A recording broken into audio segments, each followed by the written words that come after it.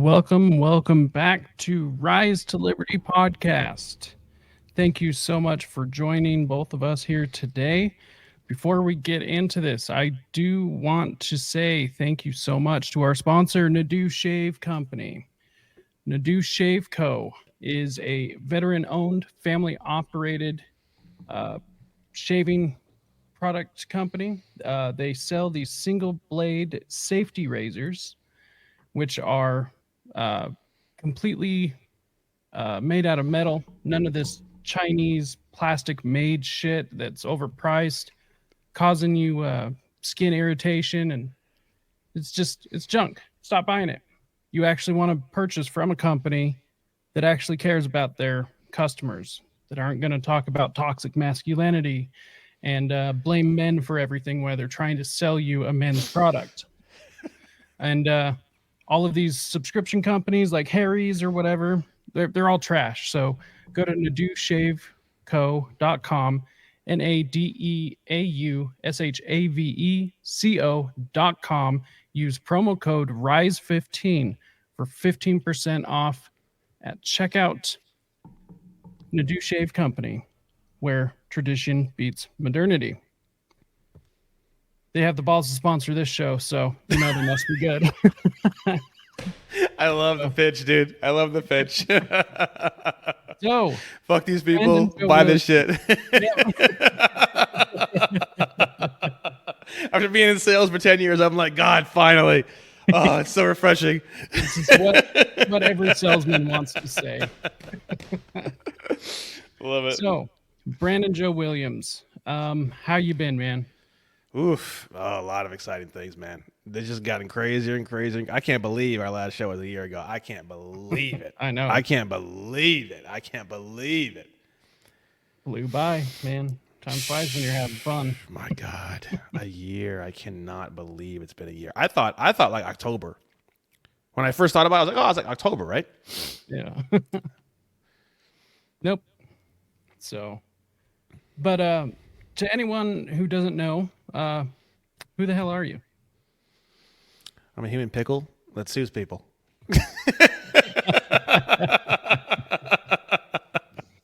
Right. I like it. I'm an attorney, but I'm not licensed, and I never went to school because fuck all that, and you don't need to. And before I was doing research when I was on the show last time, but now I'm like full blown in like federal court cases and like suing people and like taking people to court and like doing all this craziness. So things have gotten quite a bit crazier. Back in October or maybe December, I started releasing 10-minute videos. So 10-minute videos on a lot of the things I talk about, like super short, super concise. That's when things started to really kind of get even more crazy. The 10-minute videos really sparked a lot of interest in people. I have a 10-minute video on how to never pay taxes again. I have a 10-minute video on how to basically, cruise around in your car or motorcycle without having driver's license or license plates or anything like that. And then I have another one that's 10 minutes on infinite money. And those have gotten very popular, the 10-minute ones. And they're very shareable, and it's been a big breakthrough for everything that we're doing. And then I started doing a lot of the major lawsuits and stuff in January. So I filed one suit in January, and then I filed 2 or 3 in the last 3 or 4 weeks, and I've got several in the works, and I've got, it's just never going to end. You're the one filing them. So I have clients, and I'm counsel on behalf of the clients, and then I also have a bunch of cases that are my own that I'm going to be filing for myself. So it's all the above.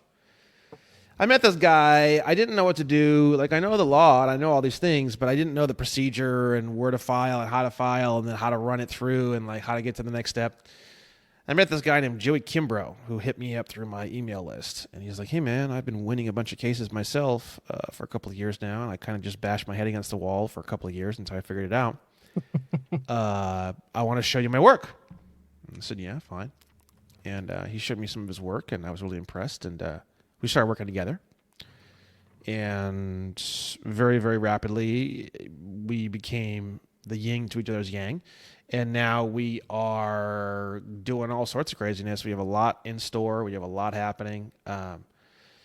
Credit card companies, mortgage companies, business loan companies, the 3 credit bureaus. Like we're going after everybody, and we're I having an bet they absolute love blast. you guys. Oh yeah, and we're just having a blast, bro. We are having a blast. So, what exactly are you guys trying to get done? I assume various things, but So, in this world, in this country, the definition of the term US dollars means negotiable instruments. Negotiable means transferable, and instruments means a document or a contract or a security or a whatever. Negotiable instruments divide into 2 categories. You have an unconditional promise to pay, and you have an unconditional order to pay. An unconditional promise to pay is called a promissory note, or note for short. An unconditional order to pay is a bill of exchange, or bill for short. So these bills that you get in the mail, which from everybody, whether it be a bank or a court or a ticket or everything you get in the mail, they're all bills. Bill means bill of exchange. Promissory note, if you open up your wallet and you pull out one of those green things that buys you food and gas and whatever, and who knows how or why, no one knows. You look at the top, it says their Federal Reserve note. Note is short for promissory note. So in this world, money is actually defined as gold and silver coins, whereas currency or funds are terms that include securities and negotiable instruments. So we don't live in a world that has money. We live in a world of currency or funds. Okay?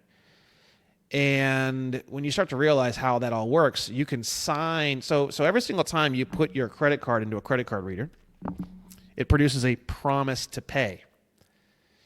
Now, that promise to pay can actually be exchanged with the Federal Reserve at what's called the Federal Reserve discount window. And you can type that into the internet. I can do a little screen share. I know a lot of you guys are audio, but I'll do a screen share and for the video people as like an exclusive bonus, but I will talk as though I'm on an audio show, which I usually do. So if you approve my screen share, I will show you a little bit about how this works if you want to get into this. It's pretty exciting, actually. So if you go to 12 at USC 412, and I'm just going to kind of roll a little bit off of from the last time. I'm not going to like start over. So in 12 USC 412, there's this thing called the application for notes. You can also look it up. It's the same thing in the Federal Reserve Act. If you go down, you can actually, there's a website, Federal Reserve Act, at the Federal Reserve .gov, which it's not a government agency, which is hilarious. They literally tell you it's not a government agency, but they have .gov, which is hilarious. So if you go down to section 16 of the Federal Reserve Act, and you go down to subsection 1. So subsection 1 of the Federal Reserve Act, section 16, and subsection 2 are literally in the United States Code at 12 USC 412. So basically what it's saying here is any Federal Reserve bank may make application to the local Federal Reserve agent for such amount of the Federal Reserve notes herein provided. So the way this works is, the way that all loans work, whether it's a car loan or a mortgage or a business loan, doesn't matter. So when you sign the original promise to pay the loan itself, it says here,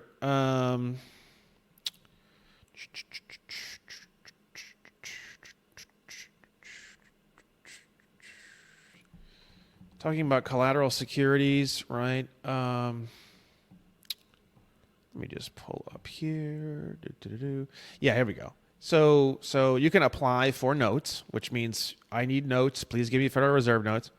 Such application shall be accompanied with a tender. Tender means offer. To the local Federal Reserve agent of collateral in amount equal to the sum of the Federal Reserve notes thus applied for. The collateral securities thus offered shall be notes, which means promissory notes, drafts, which means checks, bills of exchange, or other things, right? So what they're saying here is that, let's say you have a Ford Finance promissory note, right? And let's see if we can pull up an image, right? Master promissory note.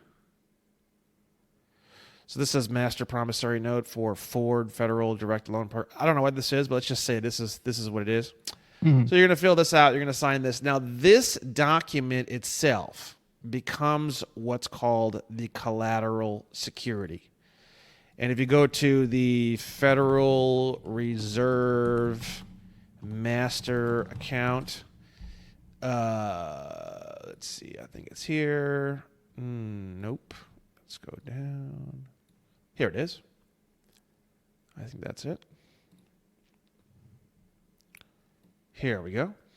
Now, this website, Master Account and Services Database of the Federal Reserve window, okay? And now it tells you every single bank that has existing access. So let's say you bank at Bank of the West or Bank of America, Bank of America. We have a bunch of different official names. Let's say Bank of America, California, NA. We're going to hit submit. Now it says here, Bank of America, California, NA has had access to the Federal Reserve window to exchange promissory notes for Federal Reserve notes using an application for notes since October 17th of 1994, and the city in which that particular banking institution is located is Walnut Creek, California. San Francisco is the local reserve bank district because there's 12 different districts of the Federal Reserve. San Francisco services like this whole kind of zone over here, and then you have the insurance, and the insurance is FDIC. Right now, you can also look up any banking institution that has requested access that has not been approved for access yet, right? And one of the big ones that people are looking at right now is this one here, Old Glory Bank. So this is a new bank that's in Oklahoma that some celebrities have created. Let me see here. People will see some of these names will be familiar to you. I don't know a lot about this, but I know some of these people. Larry Elder is very popular. Oh, the black face of white supremacy. Sure, I don't know. Some dumbass called him that. It's just ridiculous. Anyways, well, whatever. I don't know. I mean, they're right-leaning people that are creating a special bank for freedom and republicanism. And is it real or is it bullshit? Mm-hmm. I mean, it seems real to me, but who knows? I don't know. I don't care. But my whole point is, you can see here that the Old Glory Bank has put in an application.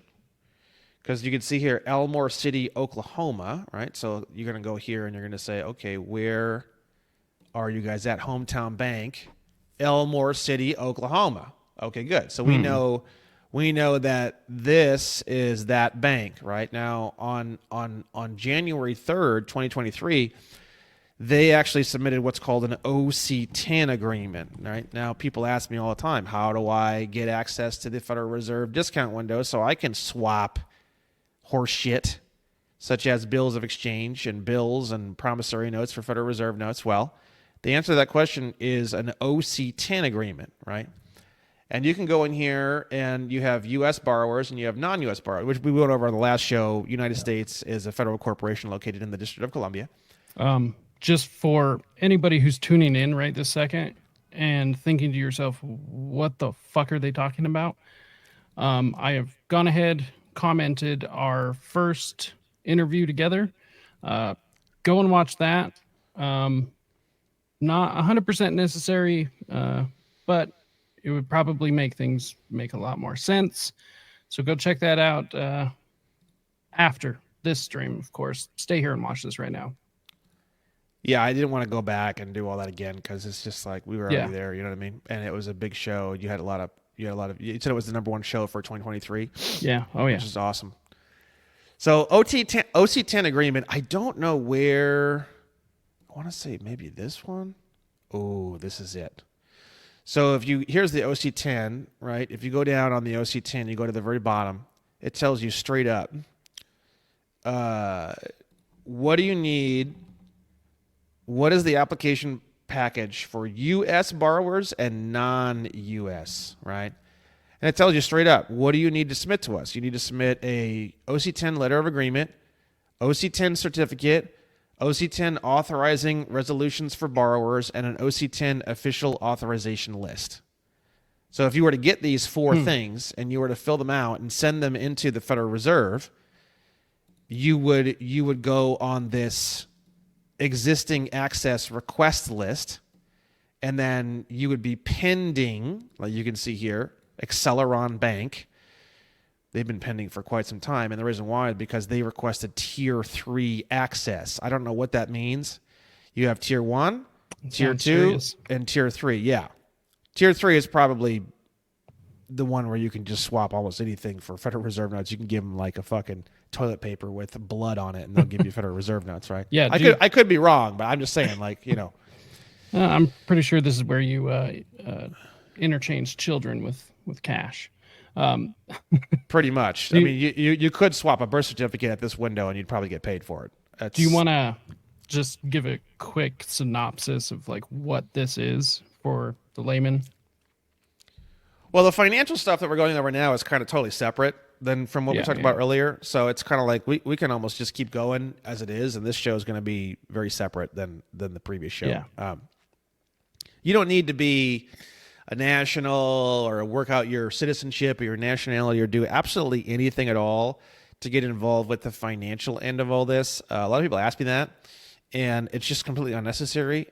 You may want to. Like I didn't really get involved into all the financial stuff until I had all my personal stuff worked out, because when you have all the personal stuff worked out, you are much more grounded, and you're much more solid, and you're much more protected in your position. But even with that said, I mean, there's just the financial stuff is one of those things where everyone feels like they're doing something illegal or wrong, and they're worried, but no one's getting in any trouble because it's really not illegal. And the reason why is because all finances in this country and in most countries is just complete fraud and criminality from literally A to Z, like to the most maximum possible level. 100%. To the point where it's just so fucked, and it's just so illegal, and it's just so insane that you get involved, and it's just like you're just part of the club, man. It's just ridiculous, right? So what happens is, so the way this works is you have this window, okay, that these guys get, you know, and you can fill out your forms, and you can get window access. I'm going to get window access at some point. I don't really know how exactly, but I'm going to do it for sure at some point, right? Now, the way that window access works is very simple, okay? So you let's say you're a business loan broker. You take the original promissory note, and you write an application for notes because you have an OC10 agreement for the window, and you say, I need Federal Reserve notes in exchange for this promise to pay that the guy promised on the original document. The Federal Reserve gives you Federal Reserve notes for that application, and then you give back the original applicant his own money, essentially. He's the one who created the value by signing and promising to pay the original note. So you ask yourself, how did that happen? Well, the way that happened was you have to go to what's called UCC3, which is UCC stands for the Uniform Commercial Code. And if you go to UCC3, it's all about negotiable instruments, right? And you can see here what is a negotiable instrument. It's very clear.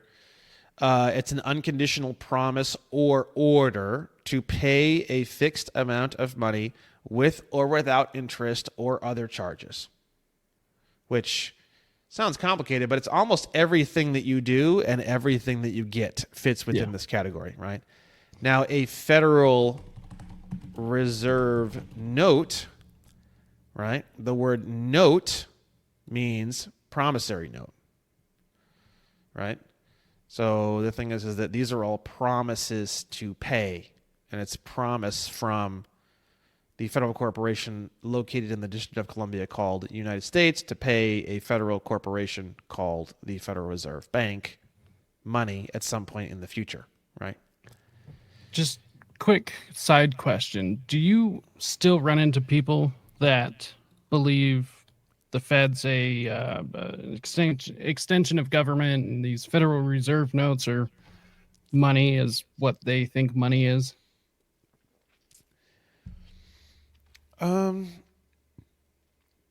Yeah. I mean, people defend their own reality of what they think the world is, but it's not really very common anymore. I mean, most people are pretty aware of the fact that something is wrong. I mean, they don't know what, So if you look at UCC Article 3, Section 102, it literally tells you, like, there's no way to even, somebody who's desperately and frantically trying to defend their position and defend against all this, you can kill them showing something like this to them. This article applies to negotiable instruments. It does not apply to money. See that? So wild. So then you ask yourself, okay, and then here's the Bill of Exchange Act from 1882, and you go down and right in the definition section, what does it say? Bill means bill of exchange, and note means promissory note. What's in your pocket? A Federal Reserve note. What is a note? A note is a promissory note. What is a promissory note? It is not money. It is a negotiable instrument. Would it fit in the category of a promise to pay or an order to pay? It would fit within the unconditional promise. That's what it is. It's an unconditional promise. It's a negotiable instrument. It is not money. It is currency or funds, right? Now, the thing about this is currency or funds or negotiable instruments or promises to pay, they're all securities. Same shit you're going to see on the stock market. What's in your pocket is the same shit on the stock market, okay? So how does that work and how does that blah, blah, whatever, right? So the way that it works is very, very simple. Okay, you have all these different points of UCC3, and if you really want to learn all this and you want to unlock literal infinite money in your life, just read UCC3. Read all of these different points. There's not that many, and a lot of them are very, very short. If you read all these and clear up all the definitions of the words, you will have infinite money. I can pretty much guarantee you. But the way that it works is this is the section 3-205 that shows you what happens when you sign. Just using your name. You just squiggle a thing, or you do, like for me, BJW or Brandon Joe Williams, and you just write your name in squiggles in cursive, right? What is that, right? That's called a blank endorsement. It's like writing a blank check, right? So when you create that thing, what you're doing is you're basically, if I go back to this and I type in, let's see here, blank. Hold on a second. Let's see here. Negotiation does not state a payee, payable to bearer or to order. I believe it's this one. Here we go. Here it is. So the way it works is when you release the promissory note, let's say a mortgage. When you release that promissory note and inside of the signature is not a signature when it comes to financial instruments. The signature is actually an endorsement, and most people have never seen it spelled with an I. It's INDORSEMENT. The definition of the word endorsement, which took me forever, I had to figure it out on my own because you will not find a definition anywhere that makes any sense. It's the clarification, orders, and commands associated with the exchange and transfer of a negotiable instrument. That is the definition of endorsement, right? So when you sign with just your name and no additional information, you're doing what's called a blank endorsement, which means you're unconditionally releasing that security payable to the bearer, meaning whoever has it, whoever wants to claim it, it's just floating through the air now. And if anybody would like to just grab it out of the ether, pull it down, and claim it, it's now theirs. It's like a blank check because it does not state a payee. It does not state where is the proceeds of this particular swap going to, right? Yeah. So what the banking institution does after they receive your blank endorsed promissory note, which is exchangeable for Federal Reserve notes at face value. In fact, let's say you have a promissory note that is, $380,000 plus interest over 30 years, like a mortgage. The face of the promissory note is actually the value of the maturity value of the note. That includes all the interest through the entire 30 years. That's the value of the note. The value of the note is not the 380,000 original. It's the 380,000 original plus all the interest plus all the timelines maxed out to a full maturity date. Okay.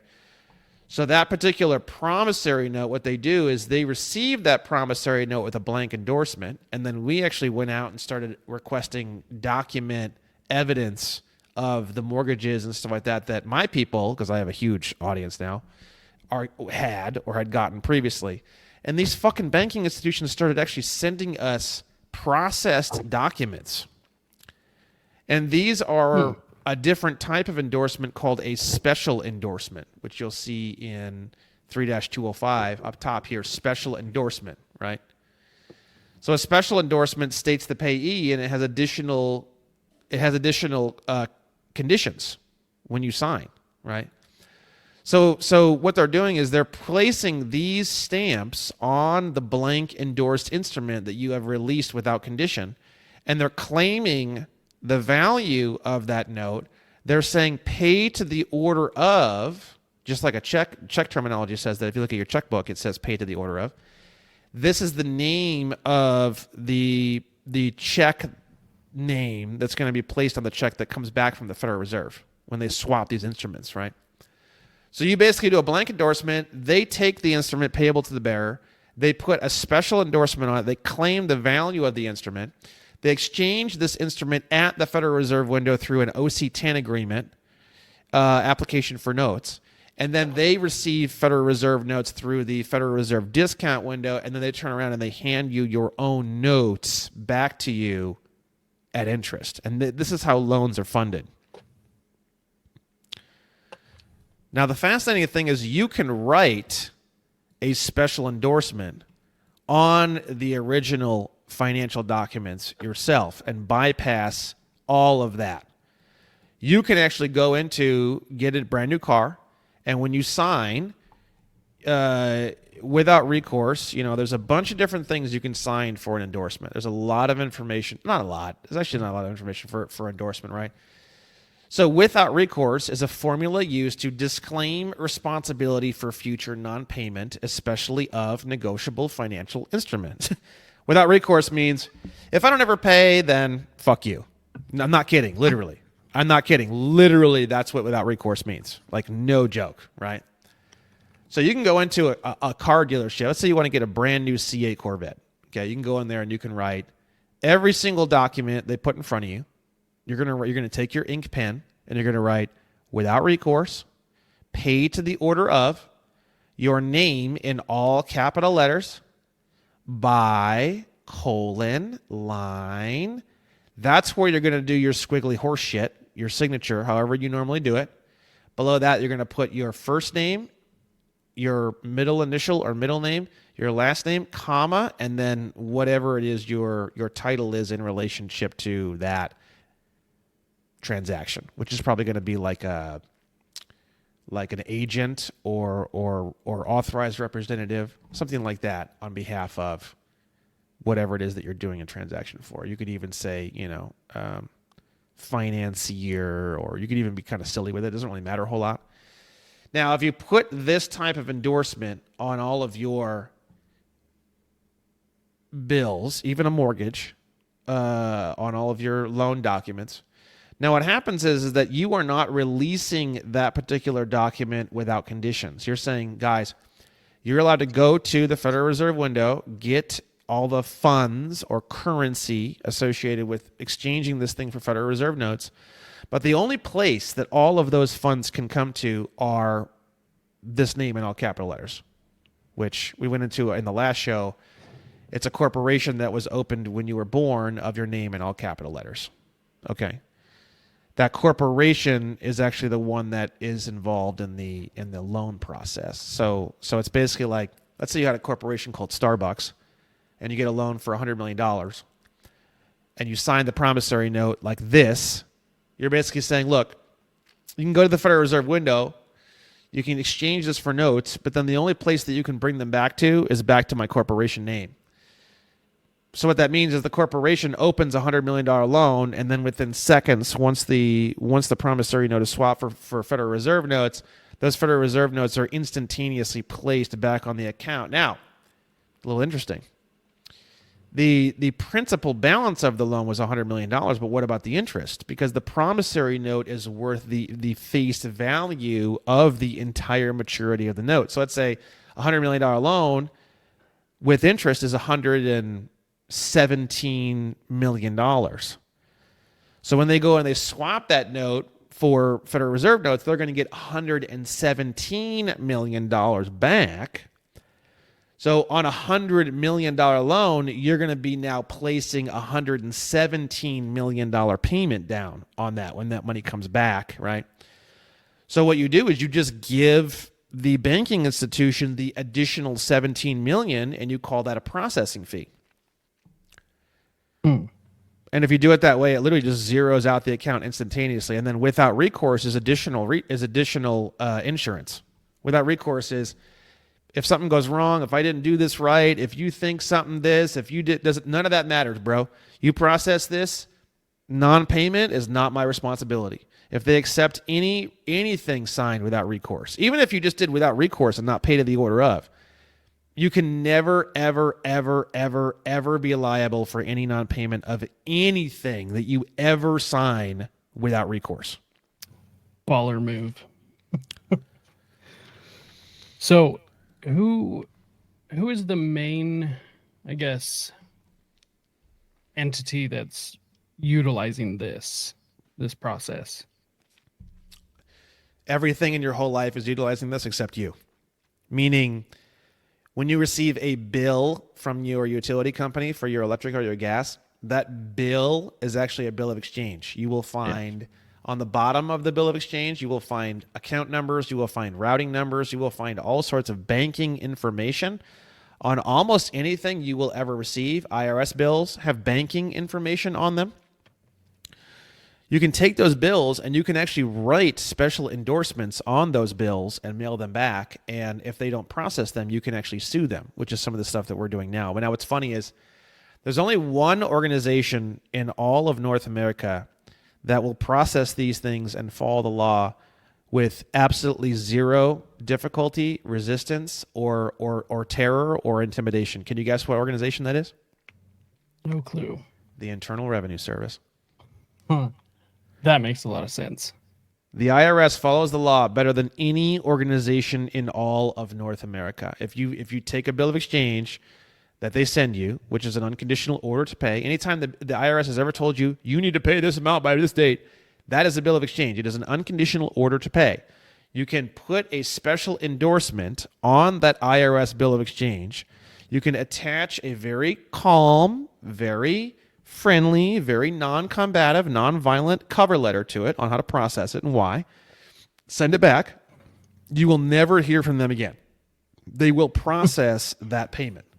Now, American Express, Citibank, Capital One, none of these financial institutions will do so. You have to litigate aggressively, and they will fight to the death before they will allow that to happen. But the IRS, one letter, and they will definitely, for sure, unless they completely lose it, they will for sure process the letter without any fanfare or difficulty or upset. So one thing I want to point out, I guess quickly revisit from last show, is you recommended while doing all of this, no matter at what point you are in the journey, to basically keep your head low, don't get feisty, don't get an attitude with people, try and exit quietly. Is that fair to categorize it like that? It's you can be as loud as you want, but it needs to be friendly, it needs to be peaceful, and it needs to be fun, and it needs to be ideally humorous. Not everyone can do that. But it needs to be a good human to human interaction at all times. You need to as long as you have that element, you can be as loud as you want. But as soon as you start to fall into fuck you, you're a piece of shit, you know about all this, you're destroying the world, your intention is to enslave the world, you're this, you're that. If anyone in any of these companies knew any of this information, they wouldn't be there. Why in the fuck would someone work at the Internal Revenue Service in a cubicle for $18 to $25 an hour if they knew about how to process negotiable instruments? It's the stupidest fucking thing I've ever heard in my entire life. Okay? These people do not know any of this information. Everyone that you're going to talk to, everyone that you're going to interact with does not know any of this information. If they know a little bit, maybe a teeny tiny bit, but they don't really totally get it at all. When you understand that and you fully wake up to that reality, you're no longer angry thinking that everyone's out to get you and everybody knows shit that you don't know and they never told you, and none of that's true. That's the biggest crock of shit. I thought that for a long time too. Biggest crock of shit ever. No one knows. The IRS does not know. The Department of State does not know. Everybody at Bank of America and American Express and all these different companies and your mortgage processing company and even the lawyers that work for your mortgage process company, even the fucking CEO probably, does not know a lot about this information and how exactly it works and why. You have to be the bigger person. You have to be the educator. You have to be the enlightener. You have to assist others to learn. And if they don't want to learn, that's where litigation comes into play. Litigation is like daddy spanking son because son misbehaved. That's the energy that I take when I take litigation. It's not kick the door and burn the whole building to the ground and kill their entire bloodline. That's aggressive and extremely overdone, and it's not necessary at all. It's learn this, and then I'm teaching you something cool. I'm teaching you something that's going to help you and your family too. And if you don't want to learn it and you want to be an asshole, even though I'm trying to very calmly and friendfully explain it to you, that's when we're going to move into some spankings, which is going to be litigation and all that kind of thing. And then, but you always want to keep that door open. You know what I mean? Like you might litigate for 2 or 3 months, and then all of a sudden they call you and they go, look, fuck, I fucked up, blah, blah, blah. I want to make this right and blah, blah, blah, blah. Like you always want to keep that door open. It's not a Genghis Khan mentality because these people just don't know, bro. They really don't know. They really, really don't know. Nobody knows. And you just have to realize that I was watching there's an account I really like on Instagram called Soul Sci, which is like one of my favorite accounts. It's like poetry and stuff like that. And one of the poetry was, for every minute you spend hating someone, it's 60 seconds of you robbing yourself of the happiness you could have had. It's sort of like, yeah. We're angry because we believe that these people know and they intend to do us harm, but that is false. That anger can only live in a false reality. That is a false reality. And when you realize it's a false reality, you're no longer angry because it's just not fucking possible. It's just simply not possible. The people working at the DMV, are you fucking kidding me? If they had a clue, do you think they'd fucking be doing that stupid shit? You gotta be fucking kidding me, bro. There's no fucking way in hell. Absolutely.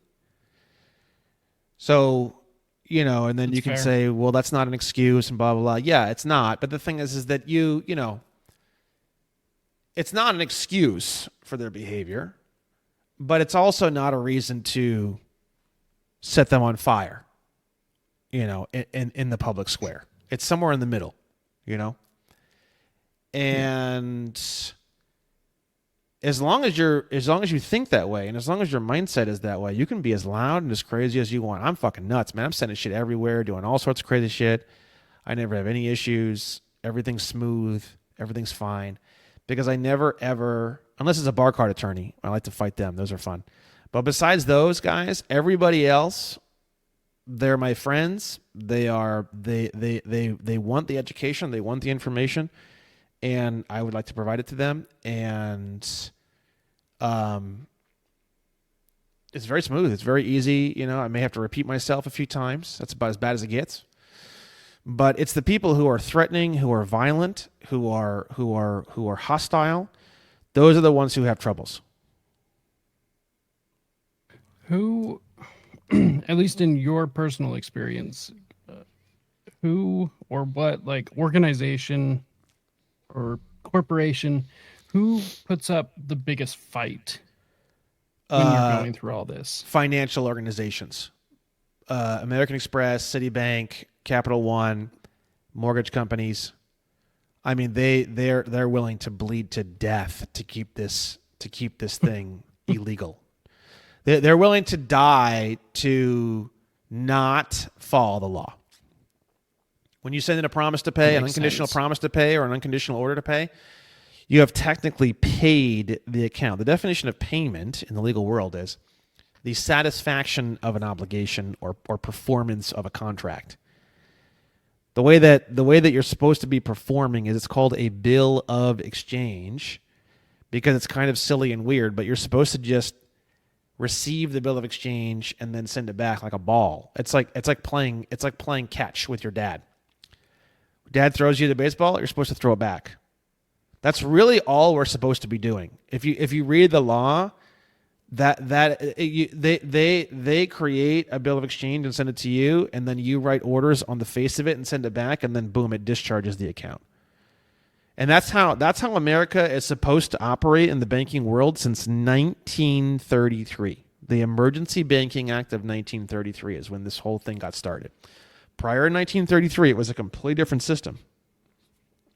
After 1933, if you look up 18 U.S.C. 8, which I can show you here, and I'll explain it for the audio listeners.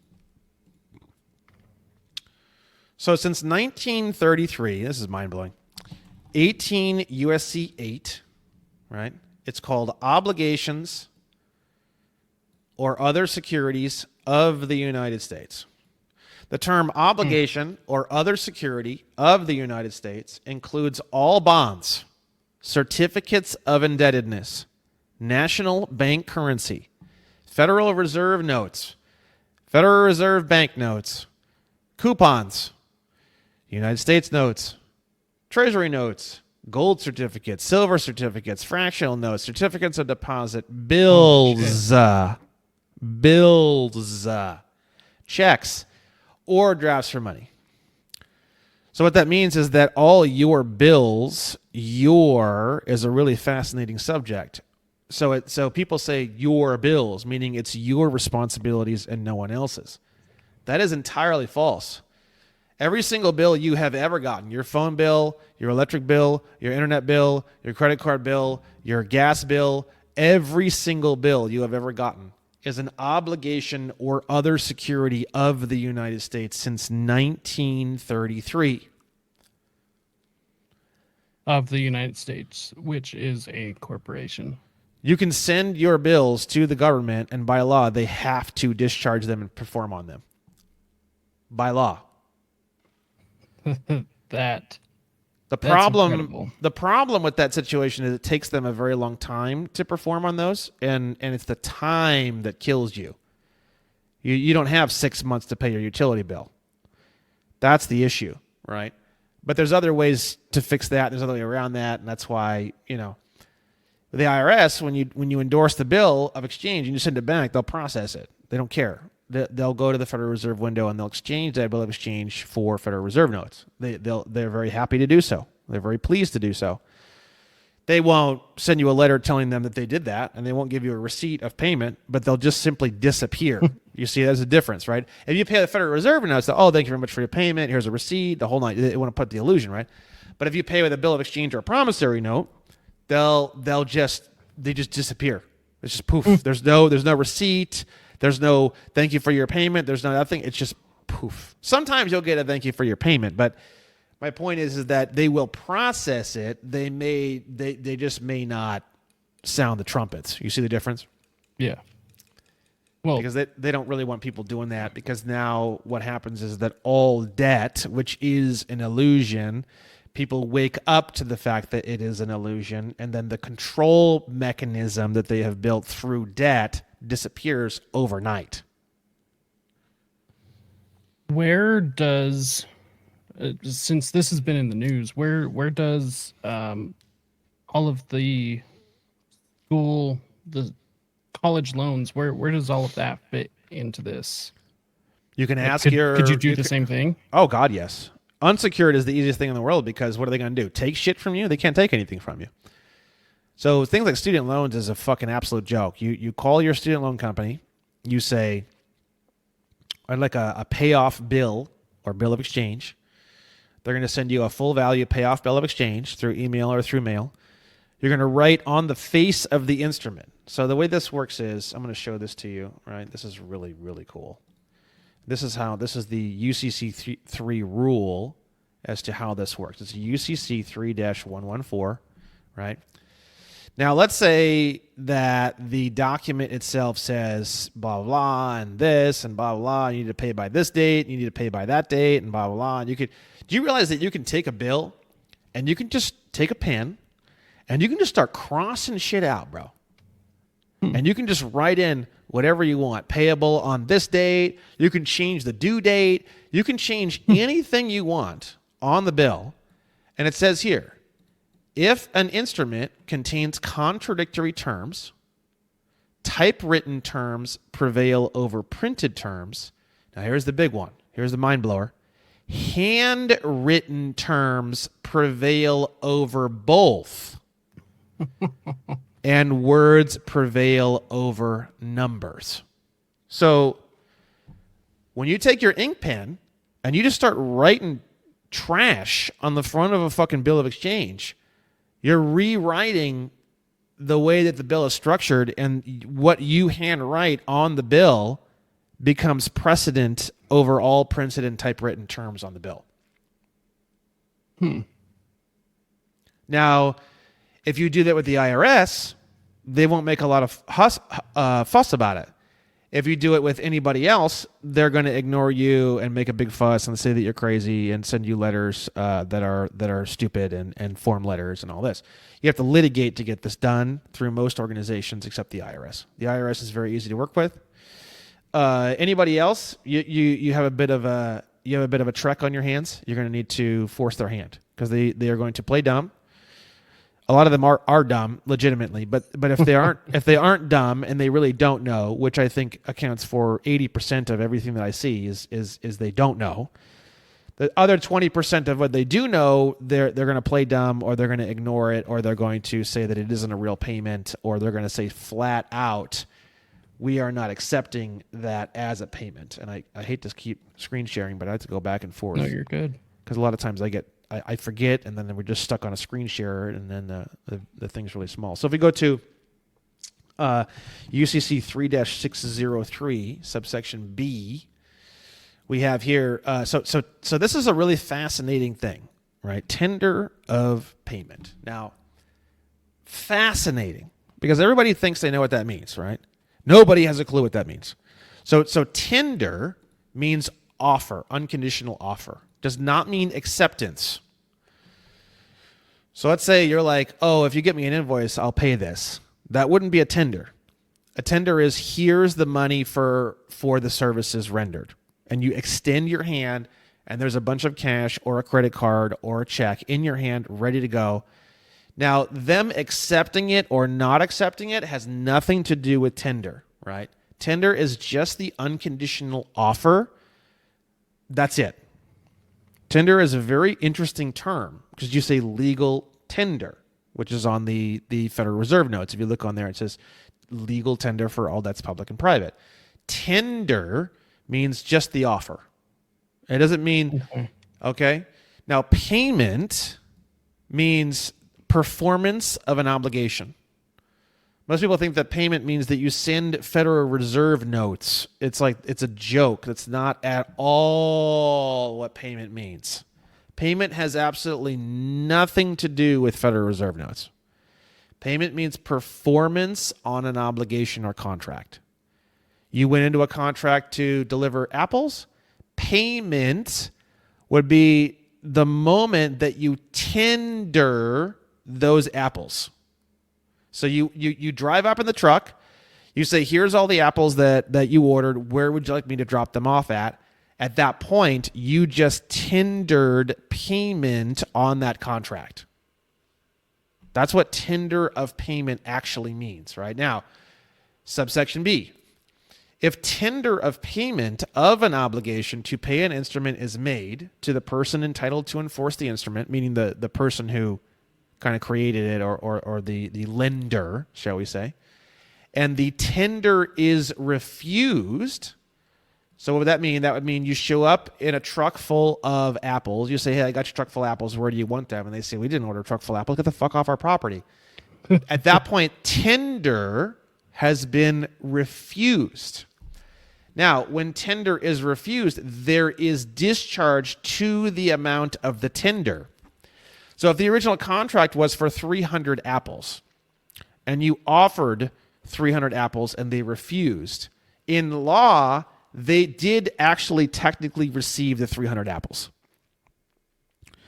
So when you offer a promissory note or when you offer a bill of exchange through a tender and they say, oh, we don't accept this type of payment, instantaneously the full value of whatever you tried to tender, if you tried to tender a bill of exchange worth $15,000, there is instantaneously discharge of $15,000 off of the account, even if they deny the payment. Wow.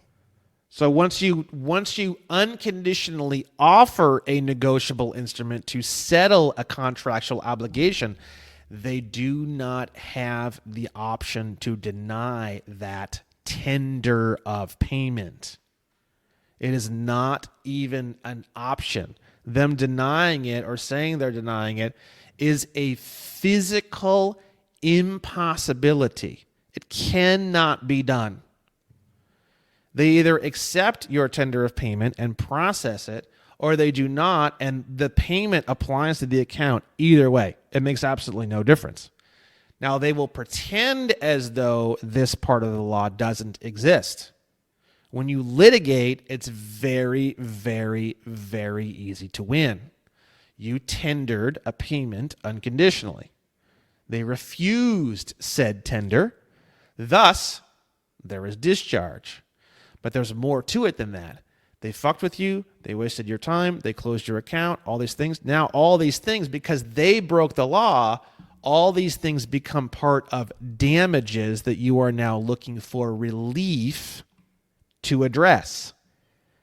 So not only is that $15,000 payment going to be applied to the account, but you're also going to walk away with a big bag of cash on top of that because they did massive law-breaking behaviors that are insane. The IRS will never behave that way. But all the credit card companies will, all the mortgage companies will, and they will do it until you basically have a shotgun in their mouth. They'll literally won't stop until their life is flashing before their eyes. And then at that point, they shape up. But they have no choice because eventually they have to accept it. They have absolutely no choice. And if anybody's watching this saying, oh, the U.S. courts and all this, and they just follow, they just do this. No. The people who wrote all these laws and the way that all these laws are structured and the way that infinite money is structured and the way that banking is structured is a religion. The judges and the U.S. courts are there to make sure that the laws are applied as though they're supposed to be applied. To go against these laws is to go against the religious fabric of what we're talking about in banking. That's why I like to study these laws and study these things, because these are things that they cannot deny. The courts, especially the federal courts, they physically cannot deny these things. They will have men in black coats showing up at their doors if they try to fuck with this. This is the core, this is the skeletal structure of the entire banking world. If you think that a judge is going, oh yeah, no, that doesn't matter, blah, blah, blah, blah. No. Absolutely not. The chances of you losing when you're this deep in the skeletal structure of banking is fucking zero. You have a 0% chance of losing at this. So, how do I phrase this? Why exactly can the banking industry not run without these very things? Because it seems like this is something like a vulnerability that they would want to patch up. Yeah, this stuff's so old and it's so intrinsic that they can't patch this up. This is not a loophole. This is like the Bill of Exchange Act is from 1882. This is 150-year-old plus Part stuff. of the foundation. There's no way. This isn't going anywhere. The only way that any of this is going anywhere is if Babylon's on fire and burns to fucking ground. That's it. We could only be so lucky. Well, that's the only way any of this shit that I'm explaining in this podcast is going fucking absolutely anywhere. Let me tell you. All right. So, do I think that's going to happen? Yeah. That's why I do what I do. I think that my job is just to teach people how things really are, and then I truly believe in my own heart that as more and more people are awoken to the reality of what truly is, they are not going to like it. And then as more and more people are awoken to the truth of what really is, they will demand that change take place. My job, I feel like, is to accelerate that process and to prevent a violent uprising of that process being completed. That's all. Yeah. That's, first of all, very admirable. Peace should definitely be the number one option at all costs, although I do believe we have been aggressed upon enough that violence wouldn't necessarily be immoral at this point. However, the state itself is violence, and they know how to respond to violence. And so well, the problem is violence begets violence, and then it ping pongs forever for thousands of years. Even the globalist agenda is all based off of the original revenge that they want to have when the Russian king came down to Khazaria and kicked them all out for sacrificing children to Baal. And so they traveled around and they became this fucking roving fake Jew sect of Khazarians. And then, ever since then, they've wanted to get revenge on the Jews, revenge on the Russians, and then somehow it became revenge on the whole fucking planet. I don't know how that happened. They went insane. But the thing is that the entire globalist agenda is a revenge agenda that is hundreds and hundreds and hundreds of years old. So when you begin to go down a revenge path, typically it does not end, even after many, many hundreds of years. So the thing is that revenge is the promulgation or continuation of something that just will never end. It just never ends. And I feel like the true power, it's just like what Christ says. I'm not a Christian necessarily, but everything in law is Christ based, so it's kind of intrinsic. Forgiveness and forgive they because they do not know that of which they do, and all the things that he says. It's like a non-revenge based mentality is a mentality that ends there. It's the end of the war. The only way you can end the war is by not getting into the revenge and not getting into those things. Otherwise, the war continues forever. So a war, by definition, is something that continues until somebody decides to not seek revenge. You can almost define war as that, literally. Yeah. So for me, it's just sort of like, it's fun. Don't get me wrong. Especially as a guy, like our masculine energy is to, crush and destroy that of which we feel we need to protect. So I'm not saying. Oh, I love being spiteful. That's what I mean. Yeah, it's natural. But the thing is that it's there's a time and a place, and it should be predetermined as to how far that revenge will go. Otherwise, it just yeah. If there's no finish line, there never will be a finish line. It's a good point. That's kind of the issue, So my attitude towards everything that I've been doing has been ultimately, like, my first goal is to just delegitimize these institutions, just make them pointless, basically. And it kind of sounds like this is what that does, but with the financial side.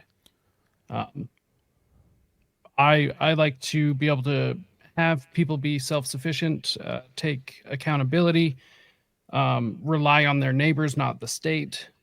So therefore, the existence of the state in all the capacities that it's in, or in all the capacity that is available to us now, is pointless. Uh, Instead of fighting what's going on in the schools, take your kids out of school. Just kill the demand for it. Uh, Go start your own school with all your neighbors. Take away the legitimacy of the state itself, and if we're self-sufficient, then we don't need as large of a state. Plus, it's peaceful.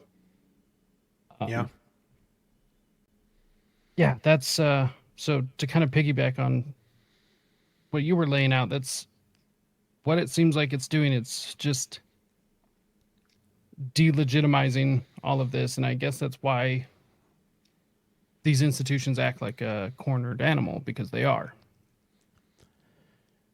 Yeah, I mean, if you take away all the value and you start signing with a special endorsement, the loan instantaneously discharges. There is no repossession. There is no default. There is no foreclosure. There is no payments. There is no anything. It's just draw it up, exchange it with the Federal Reserve window, pay it off, discharge the whole thing, and then they get to keep the interest payment on the value of the instrument. That's it. It's opened and closed within minutes. That's wild. That is just wild. Do you believe that there is a obviously most people don't know about this or any of the other things that you teach in your contract killer course, of just the actuality of what life is, at least how we're experiencing it in this country.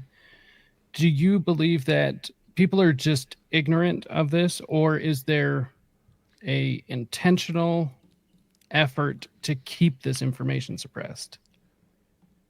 I Or believe both, I guess. 99.9999999% of it is ignorance.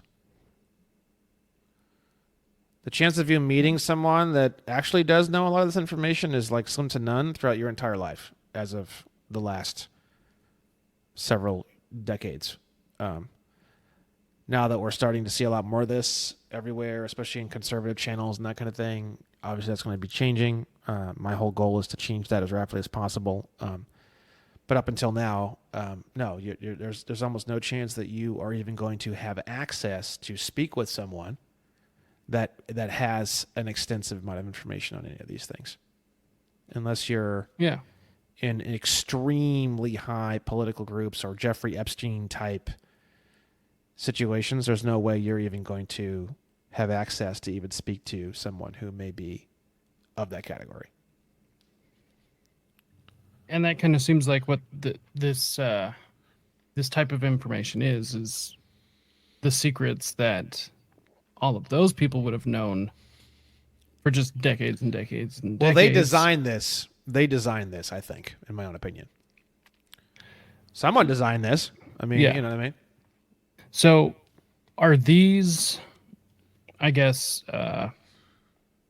call it an off-ramp, I guess, were they intentionally put in for this, or do you believe that it was, and this is speculation, of course, but, or was it kind of just because the organization they kind of developed that way and it was like, oh shit, we built that by accident? So I actually think it's different than both options that you gave me. I think what it is that the world that we live in is a symptom of our own minds. And I believe that our own collective thoughts and our own collective minds equal that of which we experience. And I believe that people, human beings, need a villain. Because without a villain, you have no story. Without a story, you have no life. What is life worth living without a story? And I believe that villains are necessary. And villains are ignored, and villains are created, and villains are demanded, and villains are begged for. And we ignore, and we ignore, and we ignore the villain for a long, long time until the situation gets so bad that it is actually a genuinely terrifying.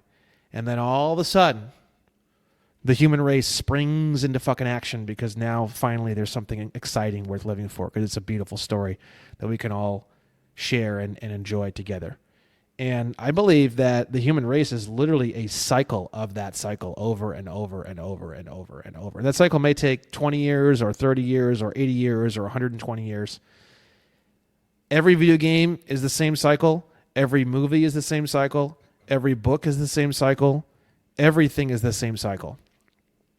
And I believe that is what humanity is. And I do not complain about the fact that humanity is that way. I simply embrace it as a fabric of our existence. It is not something worth having an opinion over. It is not something worth prophesizing over. It is not something worth judging. It's like judging nature or judging God. It's insane to judge this particular aspect of man. Literally psychotic. I mean, if someone tried to judge this particular aspect of human fabric, I would think that they were worse than playing God. They were literally degrading God himself. It's not my place to judge that, and I think that's what it is, and I think that's what it will always be. But I do believe that we are on a special one this time. I believe this one is a huge one. This is a big one. This is a really, really intrinsic, massive, humongous. This is the last one of this super low vibration civilization that we've been living for many, many, many decades or hundreds of years. And I think that the entire baseline vibration and the entire baseline mentality of the entire human race is going through a monstrous permanent shift as we speak. It does feel that way, doesn't it? Yeah. We are definitely living in unprecedented times. Yeah. It's yes. Yeah. What a time to be alive. Oh, dude, totally. The collapse of Rome with Wi-Fi. Yeah. With Netflix. Yeah. Yeah, that's so. I guess one question I do have is because it does seem as though, even normal people all the way up through, economists that get contacted by Fox, CNN, whatever, they're all the same shit. But it just kind of seems like everyone understands that this financial system that we are under right now is maybe not right at the collapse, but it's closer than it ever has been. And something is coming. So I guess this is kind of a two-part question. Is it, with the collapse almost inevitable, is it better to be within the system or without or outside the system when that collapses? And second part is, if, regardless of the answer for the first, is this something that, even if it doesn't matter in the end, should they just exit the system anyways? Because I guess we'll just leave it there. You can operate inside the system and outside the system at the same time, very, very comfortably. It's not too complicated, in my opinion. It's worth the effort. There's nothing more rewarding, in my opinion, in the world, besides maybe love or duty or honor. That's about it. The only thing that could be higher than this, in my opinion. The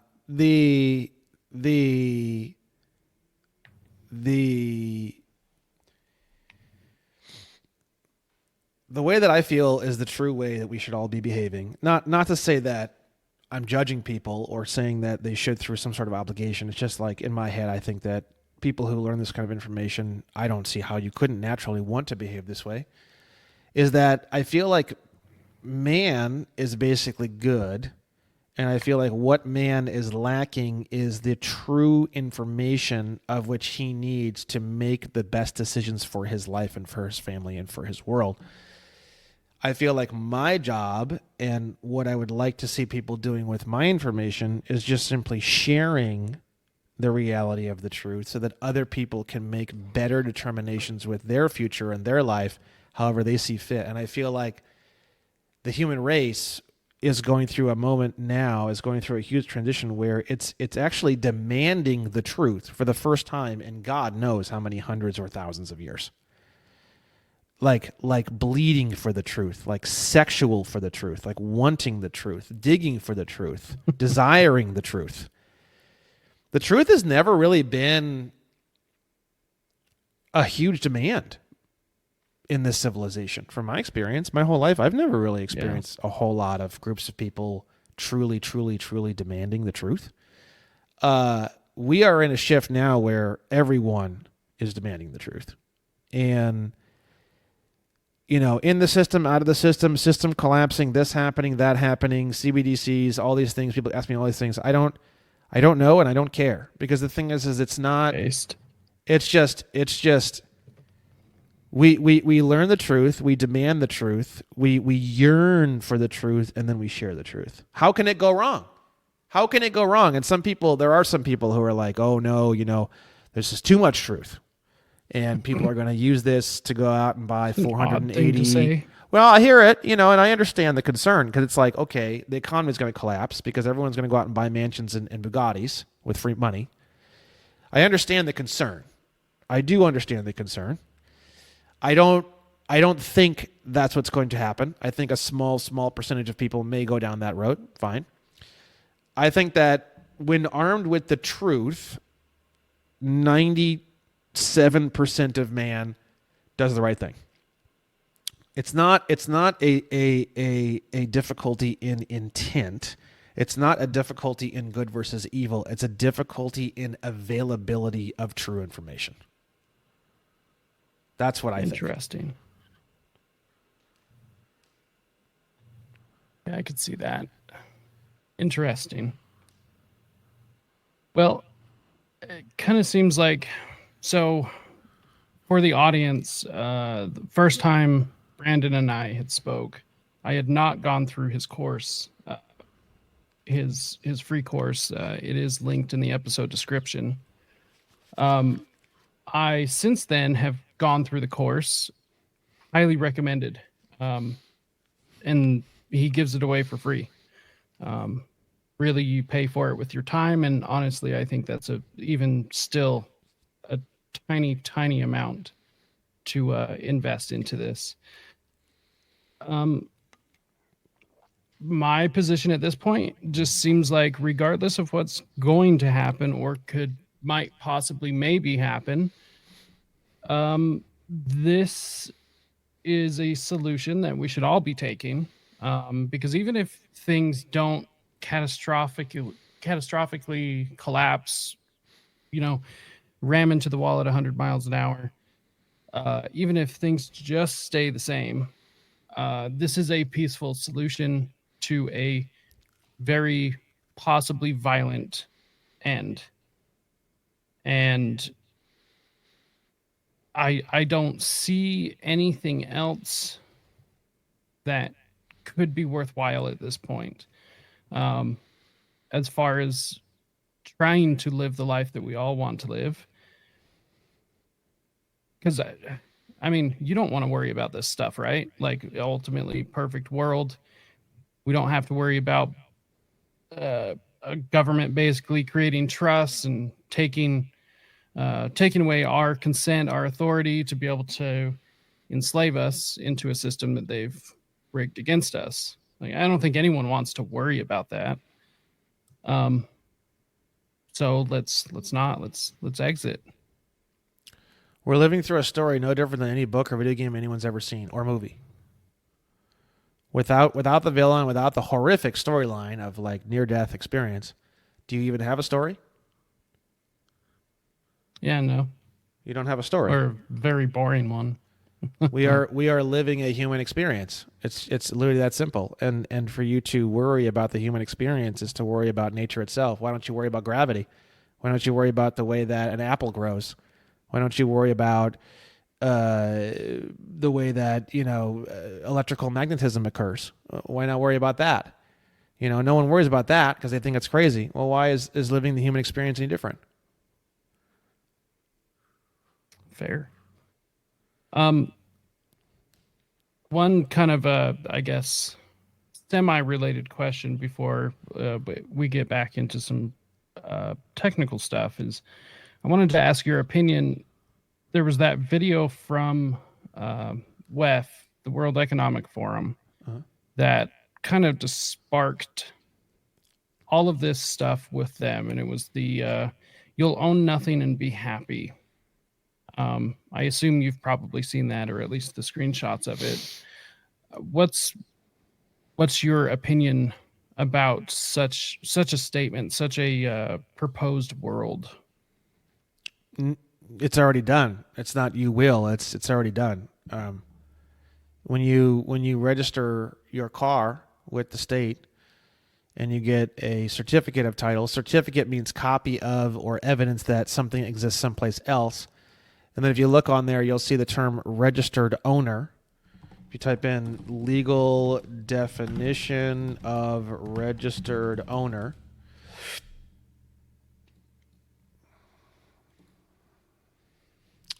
you will see that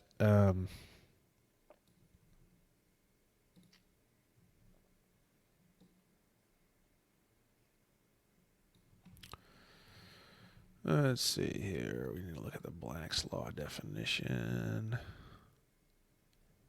Investopedia, Justitia. Let's see here. Legal definition of registered owner, Black's Law. Registered owner. Owner whose name is recorded in a security issuer's registers as the security's owner and is entitled to receive dividend or interest and principal payouts. And then you look up the word owner, and the word owner, there could be many types of owner. Owner is not as explicit as people normally think it is. The word to describe ownership, that actually is a lot more absolute, and it actually is within the confines of what most people think the definition of the word owner actually is actually the word dominion. So if you say, I own this property, that could mean a lot of different things in law. If you say, I have dominion over this property, that's a lot closer to what people believe the word owner means. Owner could be a partial owner, beneficial owner, registered owner, blah, blah, blah, blah, blah. It goes on and on and on and on and on and all these things, right? So what happens is that you're actually donating your car to the state, and you're basically kind of paying to be in this sort of like trust with the state, where the state is like the trustee and you're like the beneficiary. And that's how police give you tickets, because what's happening is you're essentially donating your car to the state, and the police are policing property that is owned essentially by the state as the trustee. So people already don't own anything, because your property deed, your quitclaim deed or your warranty deed, is underneath the county of which you live, County of Los Angeles. And you pay real estate taxes to County of Los Angeles, and you have to pull permits with County of Los Angeles. Now, if you really believe that you own that property, it's a certificate of a quitclaim deed or a certificate of a warranty deed. And the reason why is because County of Los Angeles is the superior title holder. You've donated through escrow, through a title company, through whatever. You've donated that property to the state. And basically what happened is you entered into a commercial interaction where you said, hey, you guys help me make sure I don't dig up an electrical line and kill myself. You guys make sure that I can get gas lines. You guys do all these things. You guys help me coordinate and strategize and naturalize and stabilize the various aspects to my property, and you assist me in taking care of this property. And in exchange, you will have superior ownership, and I will pay you a tithe called property taxes. Boo. Pulling permits is essentially considered a service. It's like going to dad and being like, Dad, I got this issue with this girl. What do I do? It's the same thing. County, I want to put down this pole barn. What do I do? Am I going to be digging into sewer lines? Am I going to be digging into water lines? Am I going to be digging into electrical lines? Am I going to kill myself? Am I going to burst a sewer line? Is there going to be sewage all over my property that's going to destroy my property, destroy my house, destroy my floors, destroy my land? Don't you worry. We got it all figured out. We got it all mapped. We'll bring somebody out. We've got surveyors. We've got it all. We'll do anything you want. We'll figure it all out. Okay. So the problem is that, again, it's not lacking in anything but true information, because the thing is that when people know the true information of the contractual obligations of which they've placed themselves inside of unknowingly, now they can choose willingly if they would like to continue to participate in that now knowing contractual obligation, or if they would like to exit and eliminate that contractual obligation, which is entirely and completely an option that they have and have had that they never knew they had. It's a lack of true information. It's a lack of the information that the computer, which is someone's mind, needs to make an educated decision for what is best for them. There are many people who may decide after learning what I teach to continue to do the same thing they were already doing. The problem is they're never really ever going to truly be doing the same thing they were doing before, because they at least are aware of what is going on.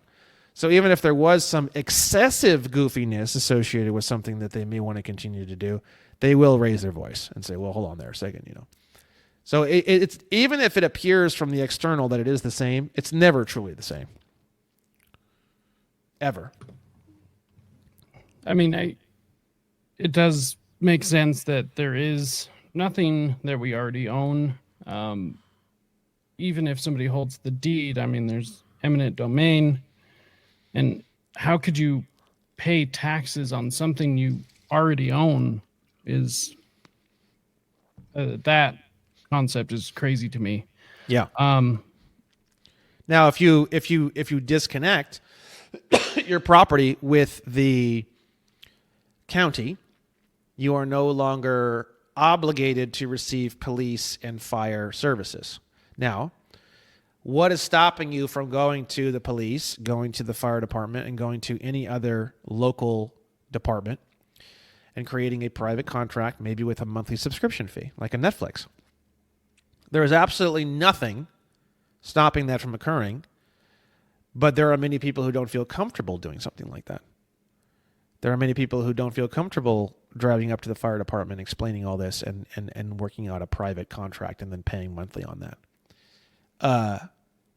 So they may find it more comfortable to just continue with what they're doing now.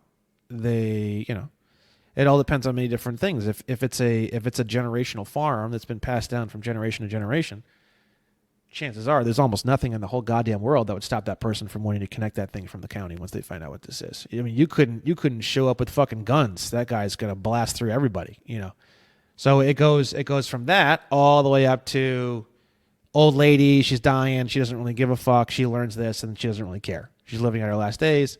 She has no interest in going through all that craziness, and she understands, and she willingly and knowingly decides to continue the way she's going, and I don't see anything wrong with that. The problem is that she didn't know. That's the problem.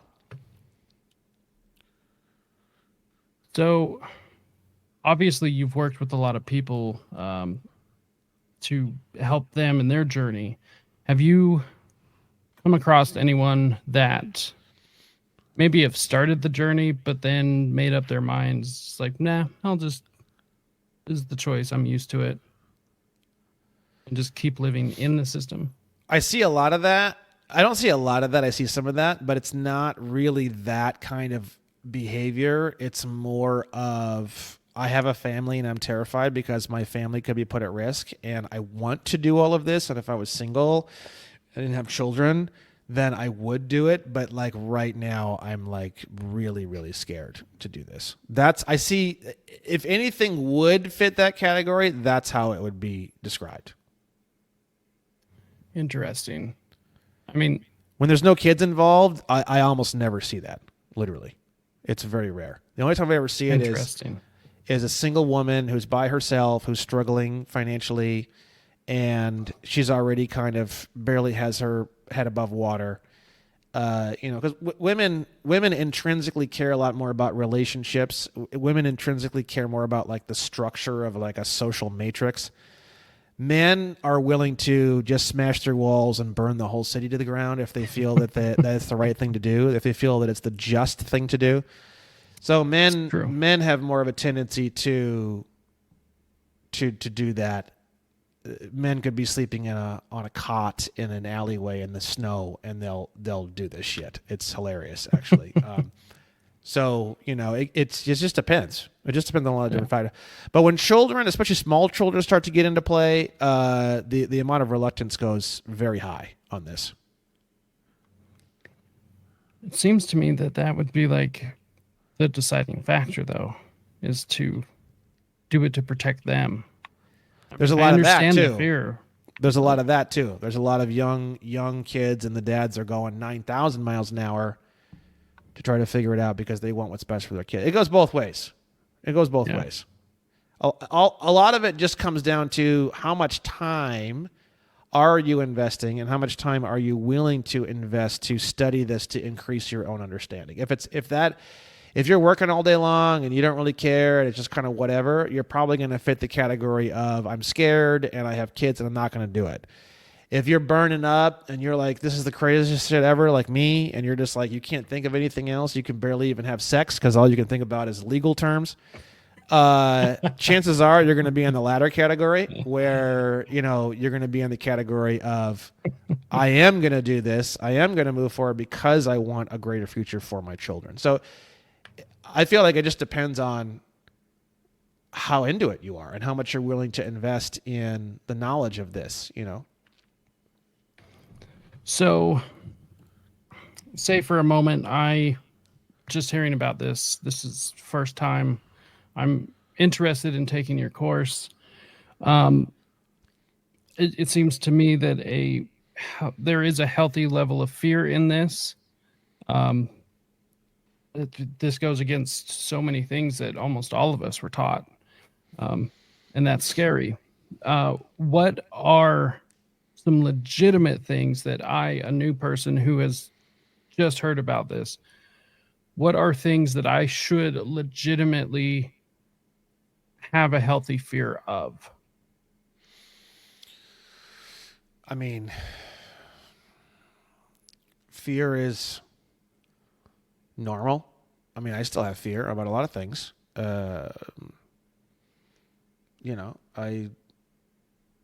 I don't really necessarily, I mean, that's the whole point of the motorcycle culture. That's the beauty of the motorcycle culture. The motorcycle culture, and the reason why I love motorcycles and the reason why motorcycle people are so connected and we wave at each other and we're best friends as soon as we meet each other is because we don't dislike our fear. We embrace it, and to the point where almost we enjoy it.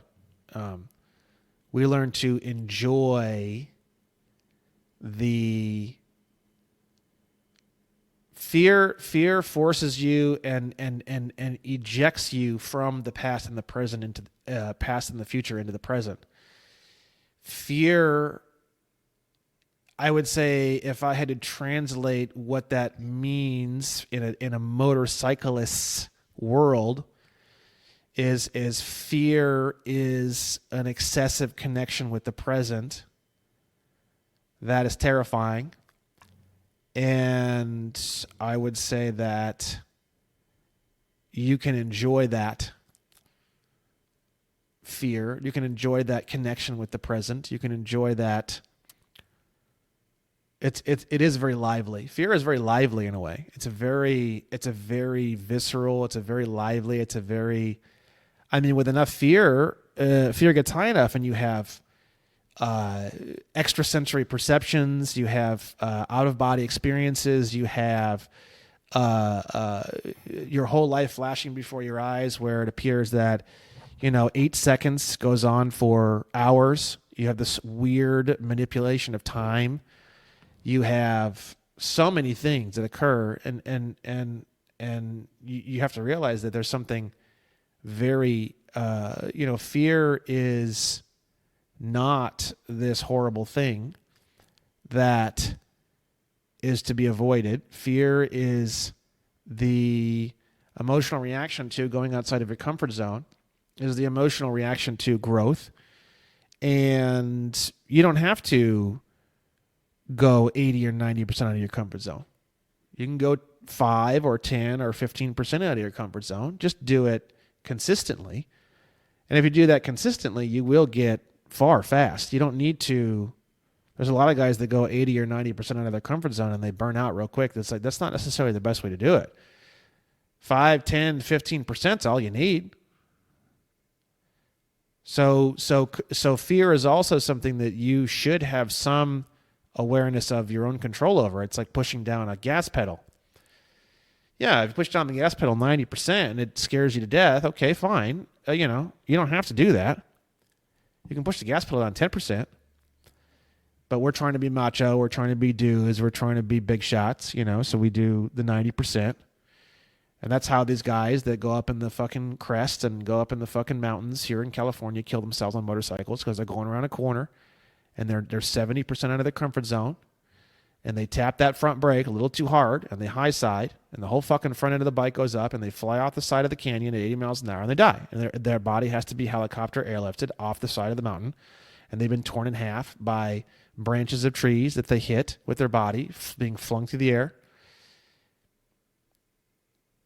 It's stupid. Hesitation. Well, it's hesitation when you're way, 80, 90% of your comfort zone, it's unnecessary. Women don't do that. Women do not do that. Women will go like 10, 15% out of their comfort zone and they're like, fuck this. Like, I am done. They will tap the fuck out, right? And that's interesting. You also, you don't hear women flying off the side of the fucking mountains on a motorcycle, all the time. You know what I mean? Only men do that. Men are doing crazy shit and setting their hair on fire and drinking fucking an entire bottle of honey jack and doing all these things and shooting guns in the air and fucking setting themselves on fire. Friday night. I mean, yeah, I've done that my whole life too. So it's like, whatever, but I'm just saying, like, women just don't do that. Women will do the 5, 10, 15%, and they'll do it over a prolonged period of time, and they'll always wind up in the same spot. But a man will wind up there with bashes and bruises and broken limbs, and she'll end up there with looking great because she didn't go 70 or 80% out of her comfort zone. So fear is within our control, and fear is not something that necessarily is to be avoided. I think that's ridiculous. The problem is not your fear. The problem is the fear of other people around you. That's the real deadly one. You tell people about this, and they all think you're batshit crazy, and then they leave you, and then you're feeling lonely and all this. It's actually not your fear. It's actually the fear of the people around you that you should be careful of, in my opinion.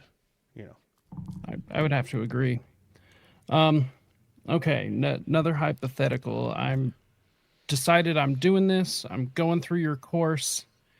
And, I've watched this interview. I've watched plenty of other interviews with you. What is any things I need to bring with me to class, metaphorically, start down this path to get ready? Because, I mean, this is a big shift. This isn't just like I decided to start doing my hair differently one day.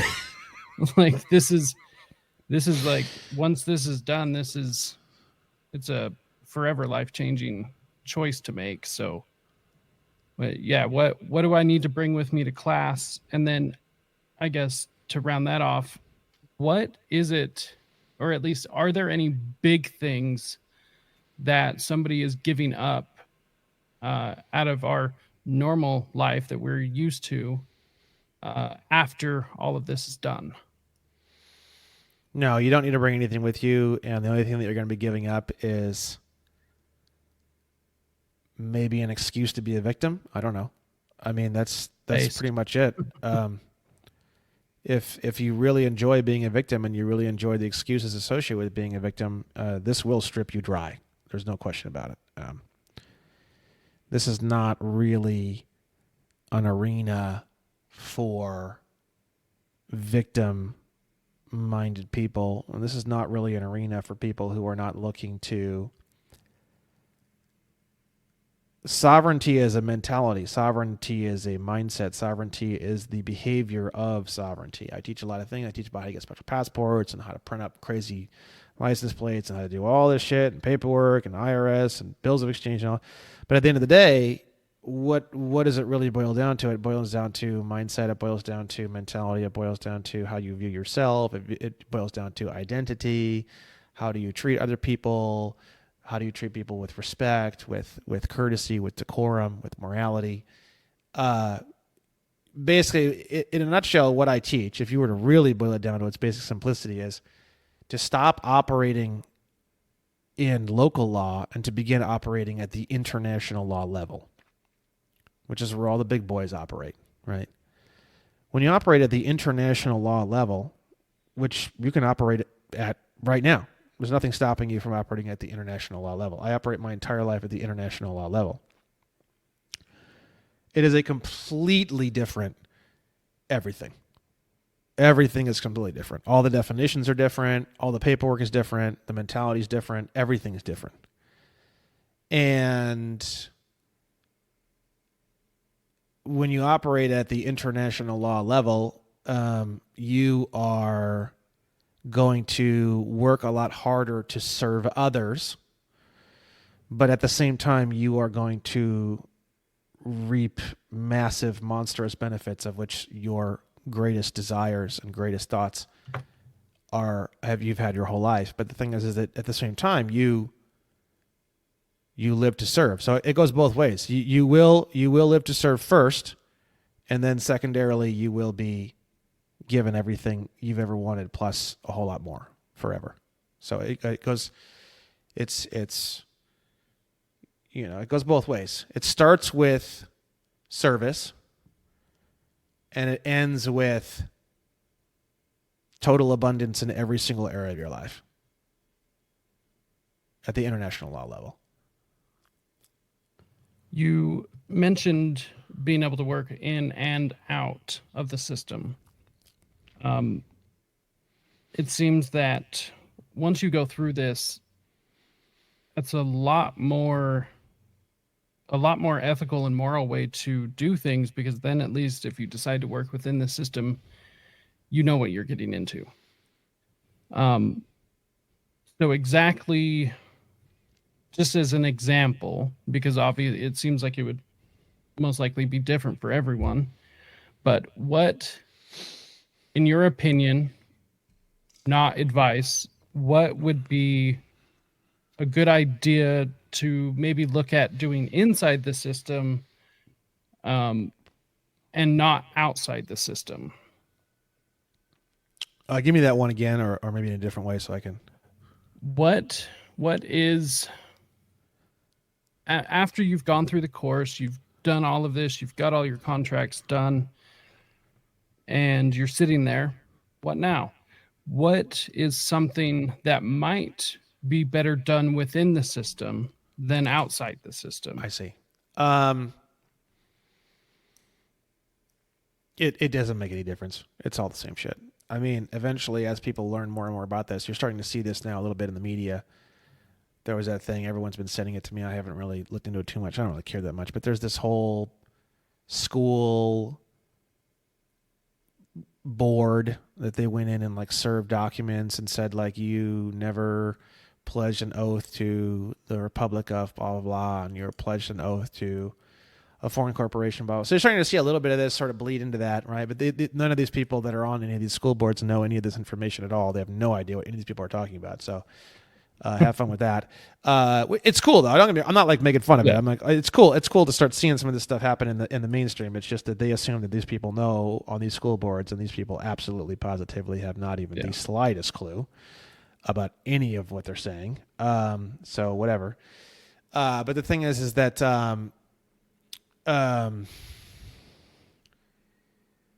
what's going to happen is that slowly over time, this seemingly infinite aspect of this false incorporated government is going to start to shrink, and we're going to see a renaissance of actual non-incorporated original government, which appears to be currently non-existent.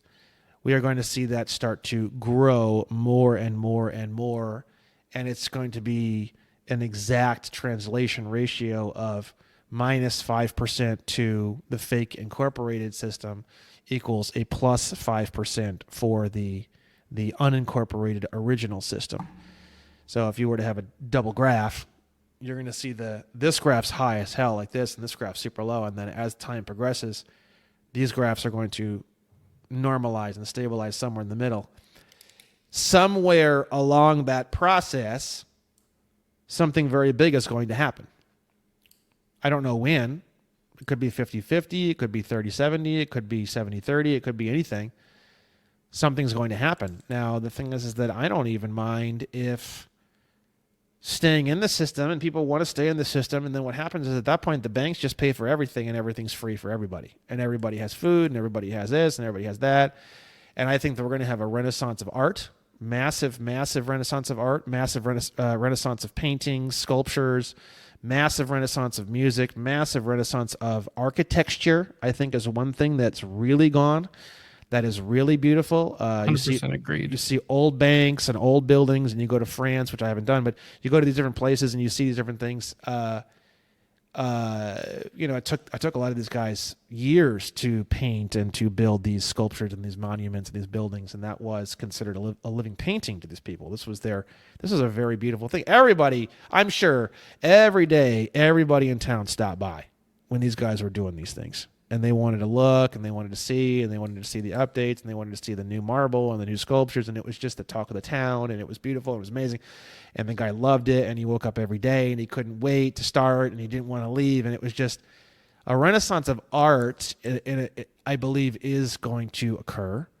Now, people are going to have to make a choice. Do they want everything to be for free, and do they want to keep the Federal Reserve System, or do they want to take it all, throw it in the nearest trash can, and do they want us to revert to a very, very simple system where there is almost no laws? It's very, very simple, where we just have gold and silver coins. Now, when you have gold and silver coins, you don't have inflation, you don't have all the craziness, you don't have Wall Street, you don't have any of these things. So you can work 20 hours a week at McDonald's, and you can have a big, huge house and 5 kids and 4 cars and everything. And it's just like the buying power of a gold and silver coin is so high that it's just insane. So either infinite money forever or gold and silver coins, which is basically if you can literally have any value at all to anything anywhere in society, if you can paint a wall or cut grass or make people feel good or any value at all that you could deliver to almost anyone, and you'll be just fine financially. So either way, I feel is a pretty bright future. Are we going to have both of those and people are going to choose individually which one? Or are we going to have some sort of like an overthrow situation where it's all going to become... It won't all become infinite money. If there's an overthrow or like a real like intense reaction by the public in terms of them not liking it or them wanting change, it'll be the gold and silver coin side of the spectrum. It will not be the infinite money side of the spectrum. The reason why is because the infinite money side of the spectrum is so complicated that it upsets people. They don't want all of that complication. They want something very, very simple, very, very easy to manage, very, very easy to understand, very, very easy to confront. Gold and silver coins fits that category. Infinite money does not fit that category. So that's a term that you've mentioned a few times. Can you give a quick synopsis of infinite money?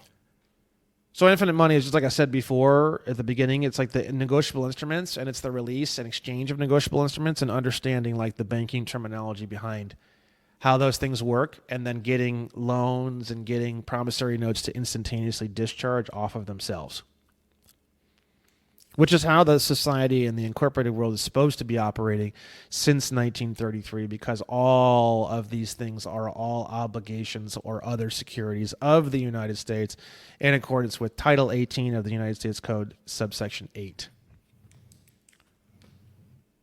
So correct me if I'm wrong, but that's a lot of this is learning this new language to speak what the definitions are, because it seems like that's what the king has so rightfully or unjustifiably done, is create a whole new language for him and they to be able to speak to keep us out. Basically. But it's the worst part about it is it's all words that we're so used to using that we never question the words. That's the secret. That's the black magic. It's not like they use, there's a lot of Latin terms and stuff too. They don't use those. They use all the ones that we use every day. They use the most common parlance possible. And then there's all these legal definitions that are not new. They're very old, actually. Sometimes 60, 70, 80, 90, 100, 120 years old. Those are the definitions that they use specifically. So it appears to be the same language when in fact it is entirely different language. And that's the part that's tricky. And it seems like that's done on purpose to kind of throw people off. Would you agree? Yeah. Because there is a lot of words that we use in everyday life, but legally speaking are way different. Yeah. So one thing that I personally can't stand, well, there's a couple of groups of people I can't stand, and that's fake patriots, people who, are all rah about America, love the Constitution, all these things, but then they'll turn around and justify the state somehow, and it's like, well, you kind of got to choose one or the other here. I have a couple of friends within the 9/11 truth movement, or what's left of it, and the kooks that deny airplanes or just push stupid things, just very, very stupid things, just make it harder on everyone else and kind of delegitimize the movement in the first place. And it kind of seems like within your realm, there is the sovereign citizens who do almost the exact opposite of everything that you're trying to teach. So what's your opinion of this phenomenon? There are people who learn about maybe one or two items of this. A lot of them are facing jail time or whatnot. They're very desperate. And then what happens is, or they're not, and they're just very angry. And they take one or two small pieces of information and they apply those one or two small pieces of information in a very hostile, demeaning, and vengeful way. And then what happens is that small section, or I think at one point in time, a couple of years ago, I think it accounted for a lot of people trying to do this because there wasn't a lot of cohesive information available. But nowadays, there's this whole new breed of individual that is coming out of that, where they tend to want to study a lot before they take action, and they don't take action very rapidly, myself being one of those people. And they operate within the confines of the understanding rather than in the confines of an emotional reaction. And these people, another thing, for example, is they get called paper terrorists because they send in 5,000 pieces of paper to a courtroom. Now, the thing is that how do you expect, it's no different than when Congress receives a new bill and it's 6,000 pages long, and on page 3,781, it's got something about, sending money to Ukraine. And it's like, they have 48 hours to read 6,000 pages of documents. It's the same idea, right? You're not going to send in a 5,000 page document to a court and then expect everything to go hunky dory. They can't actually do their job when you send in a 5,000 page pieces of paper. So they get labeled as paper terrorists. There's a lot of emotion associated with people who behave in that way. Fuck these people, fuck the courts, fuck this. They go on and on and on and on and on. A lot of times what they really want and what the actual problem is buried underneath thousands or hundreds of pages of just trash and emotional craziness. I actually don't personally disagree with the frustrations and difficulties that the judicial system has had with people of which they call sovereign citizens. I actually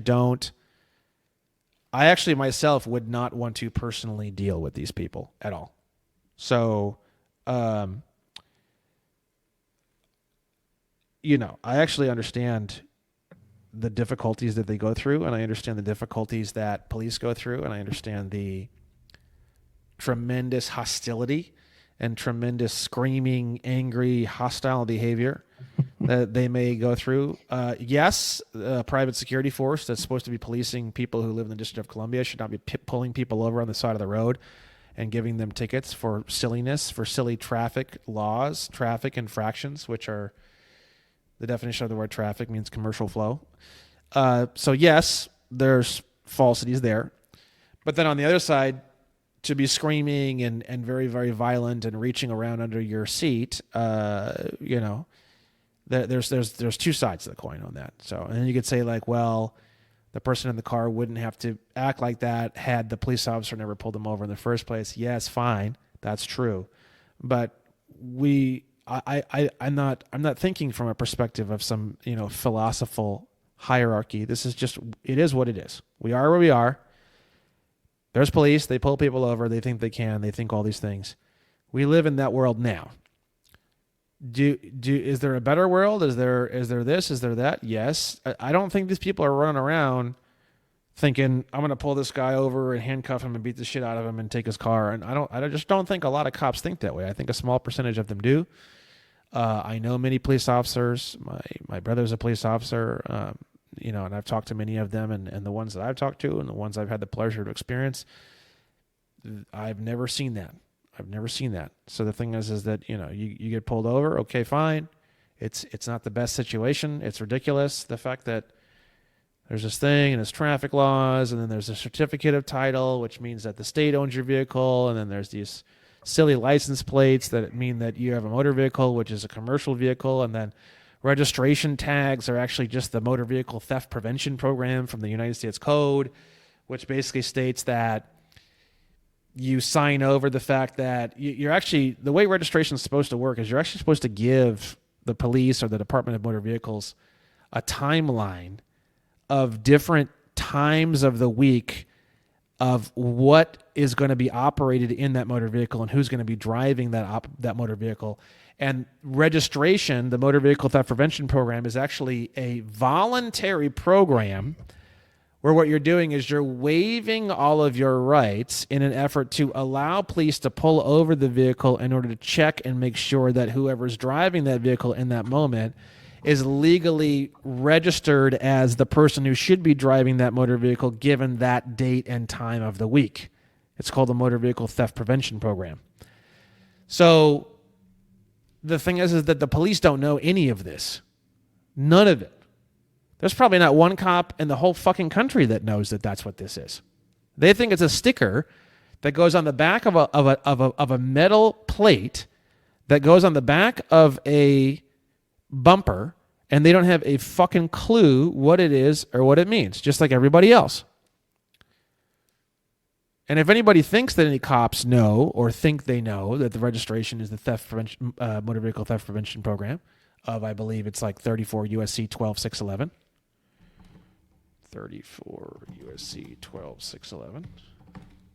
Yep, 34 USC 12611. Motor vehicle theft prevention program. I'll share a screen. If anybody believes that any police officer or anybody at the DMV or anybody anywhere else has even the slightest clue that this is what registration is, you are dismally wrong. And if there's any police officer that may kind of find out, maybe from someone like me getting pulled over, they're going to bring it up to their department, and they're going to get fucking transferred out of traffic. Okay, so that's how it works. And you say like, oh well, they get transferred out of traffic because they're trying to hide all this. Well, look, the chief of police and the police and these guys, they think they need to make revenue. They've got pressure. They've got political pressure. Maybe they just don't want to deal with it. And it's just like fucking not something they want to get into. And it's just too big for their minds. And they just get overwhelmed and they say, fuck it. If you feel uncomfortable with this, then we're going to transfer you, you know. And it's really not as evil and as bad as what people think when it comes to the actual intent. Is it good, or is it the best thing in the world? No. But I don't believe that there's police chiefs in the back fucking wringing their hands together. I get the fucking revenue. And somebody comes in and goes, hey, I have a question for you. Is registration motor vehicle theft prevention program? I mean, I just don't think it's this like fucking, Batman and Robin fucking thing where you got the penguin in the back and swinging his cane around, and he hears about the fucking motor vehicle theft prevention program. And get the fuck, you're getting transferred out of fucking traffic. I don't think it's like that. So you have here, in general, the motor vehicle theft prevention program developed pursuant to this section shall include a uniform design or designs for decal or other devices to be displayed by motor vehicles participating in the program, which is a little dumbass sticker. The uniform design shall be highly visible. They're usually like very colorful and very reflective, and they usually have holograms in them and all sorts of craziness. Explicitly state that the motor vehicle to which it is affixed may be stopped under the specified conditions without additional grounds for establishing a reasonable suspicion that the vehicle is being operated unlawfully. So you have this thing called RAS, reasonable articulable suspicion. Now, nobody knows, even the audit guys that go around and audit First Amendment and do all this craziness, nobody knows. You hear this all the time. Oh, they even train the guys when they pull. You have to have reasonable articulable suspicion to pull over a motor vehicle. That's actually false. If the motor vehicle has current registration tags that are not expired, and they are correct, technically speaking, the police officer does not need any reasonable articulable suspicion at all to detain you or your motor vehicle. Now, if you have expired registration, or if you never paid for registration, that wouldn't apply. So it's totally crazy. Most people can't even think with this because their head starts to hurt. If you have expired registration tags, or if you don't have any registration tags at all, they would need reasonable articulable suspicion to detain you or your motor vehicle. If you have current registration tags, they absolutely do not. They need absolutely no reason, no justification. I'm not even sure they would even need to tell you anything, and they could legally pull you over. Now, when they legally pull you over, they ask for ID. Now, they don't know why. They don't know why they're doing this. The reason why they're doing this is because they need to identify the registered owner, and they need to relate the registered owner with said motor vehicle as per the Motor Vehicle Theft Prevention Program.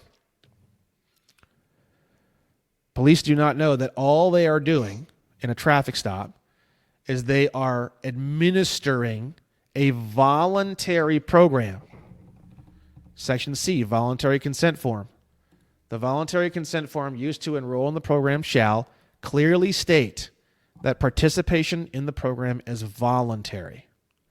Clearly explain that participation in the program means that if the participating vehicle is being operated under the specified conditions, law enforcement officials may stop the vehicle and take reasonable steps to determine whether it is being operated by or with the consent of the owner, even if the law enforcement officials have no other basis for believing that the vehicle is being operated unlawfully. Did anyone tell you this when you bought your registration sticker? Hell no. That's the issue. See? The issue is lack of true information. Now, you can blame the DMV, but no one in the DMV knows this. No one in the DMV knows any of this information. So, well, one last thing just on the sovereign citizens. It's such an ignorant position, in my opinion. Although I do sympathize with the idea, but I mean, being an asshole is not going to get you too many places. Yeah. Especially being an asshole to a cop, whether they're right or wrong. On the side of the road is not the time to sit and argue with them. Yeah. Unfortunately, you kind of just got to do what they say. You can take them on later, but on the side of the road, especially if you're by yourself, there's a lot of accidents that could happen. It's really pointless, from my opinion. And if somebody is actually serious about doing anything such as this, then it seems like what you offer and what so many other people have written about, done YouTube channels for, is the appropriate way to go and the appropriate way to handle this. Yeah. Luckily, the movement, I guess, has kind of died out, so you shouldn't have to be overshadowed by them, like, some of the other, like the 9/11 Truth movement. Loose Change, that documentary, is kind that's of a good like one. Yeah. it's just it's wild. But so moving on from them, from the perspective of a person, like I said, that's just heard about this, what does it look like once you've got that final contract, you're done? Like, I mean, do topless angels come down and like sing you a song and be like, "This is so wonderful"? I wish.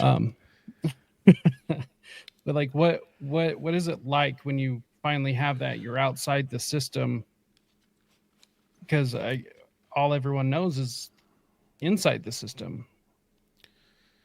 Well, as exiting the system, you experience a lot of fear, but then once you're outside the system, then a lot of that fear subsides to a lot of degree. And then as you continue your discovery,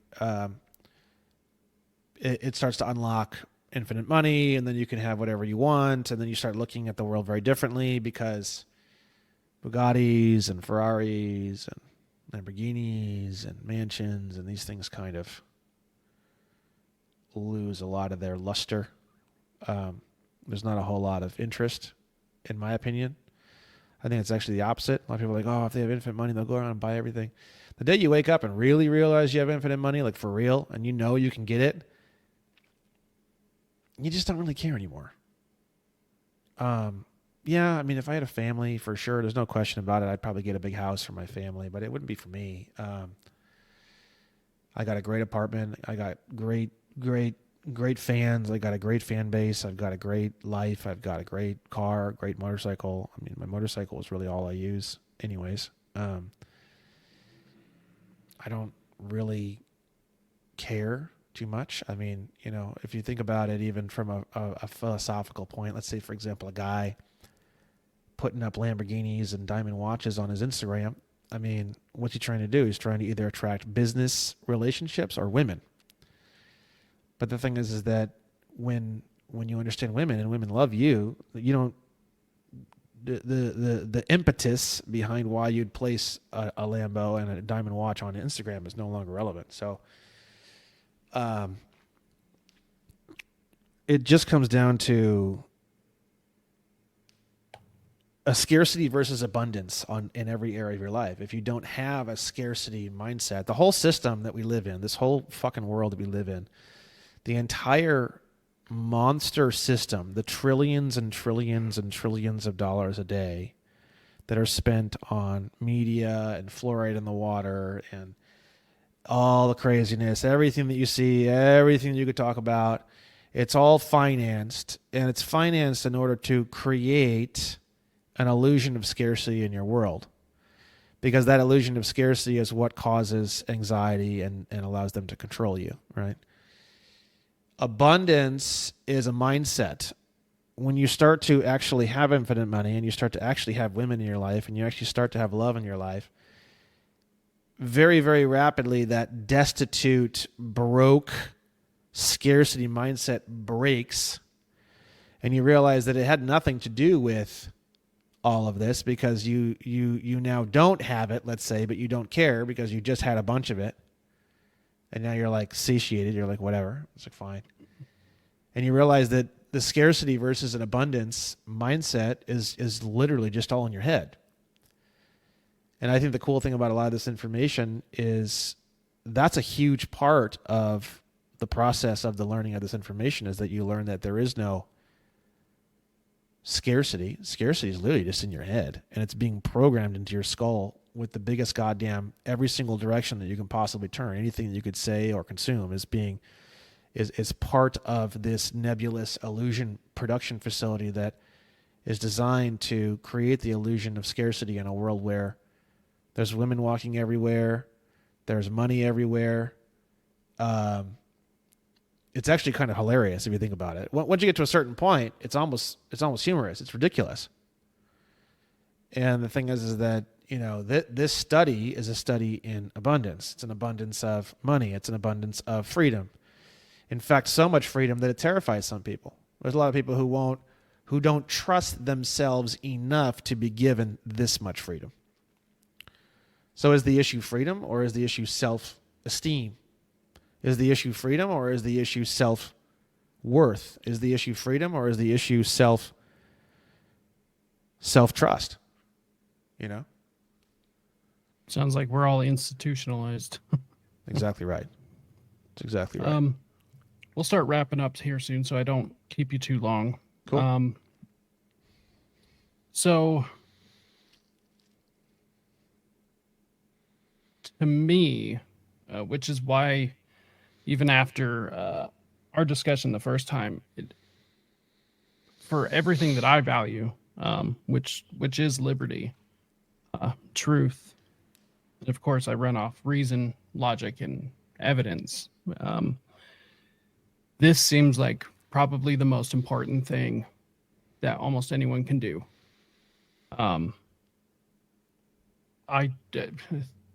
Mind you, I decided to run for office again locally. Why, I don't know. Other than just to have another option on the ballot. Although I personally, even at the local level, I don't see it meaning a whole lot. It means something. Just not really sure what. But this, out of maybe diversifying your finances, you know, having the gold, having the silver. My favorite is gold backs. I don't know if you've ever seen those. Got them right here, bro. Look at it. Check it out. Hell yeah. Oh, hell yeah. I love gold backs. I bought a big ass package. Right there. But I got gold coins. I got silver coins. I got big ass gold coins. I got, you know what I just bought? I just bought, I follow a couple of really cool currency auction Instagram accounts that I love. HA Currency, I think, is one of them. There's another one. I forget the name. I go on there. I've been buying like Confederate notes, like old state notes where like the states created their own local currency. Yeah. Bro, I want all this shit. I want to see all of it. I want to read all of it. I want it all over my desk, bro. Like I want to be engrossed in it. I want all of it. I mean, gold and silver coin is for the purists, you know, and then gold backs is like 1 millimeter away from purist. You know what I mean? It's like very, very close to purist, but it's not quite purist, you know, if you really go by the definitions. I am a purist at heart, but I still really like and enjoy the gold backs. I enjoy the marketing. I enjoy the system that they're building of people who can accept them. I enjoy the artistic way in which they are designed and the colors. I enjoy a lot about it, even though it isn't technically a purist activity. I like variety.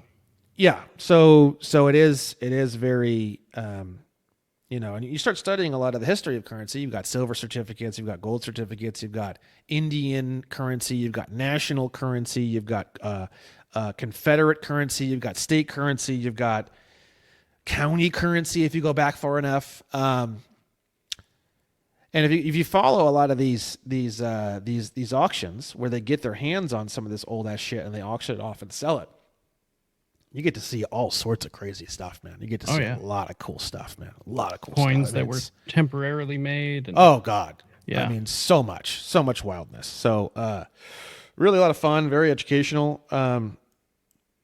Shows you the timeline of how long it took them to fully disconnect gold and silver coins from the paper monetary system. They worked on that for a very long time, 100 plus years of work, Bastards. 150 years of work. Yeah. Impressive that you could sustain that much effort and work for that long in order to achieve a goal that you would like to have. It's actually kind of impressive in a way. Very insane, but very impressive. And yeah, So all of these things seem incredibly important to me. It's just the idea of being enslaved. I just can't even say obviously any positive aspect about it at all. Um, and even down to the point where privacy is a massive issue for me. Um,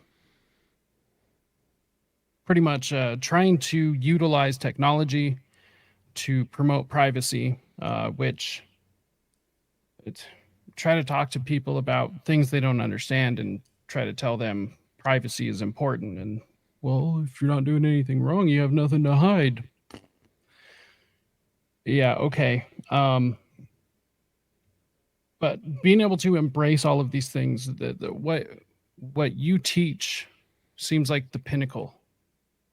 Um, I just can't think of anything more important. Obviously, all of these things are incredibly important, but I think from where we are, uh, the tyrannical jackboot is down and it keeps stomping on us, and it's not going to go away, and we can't really change that system.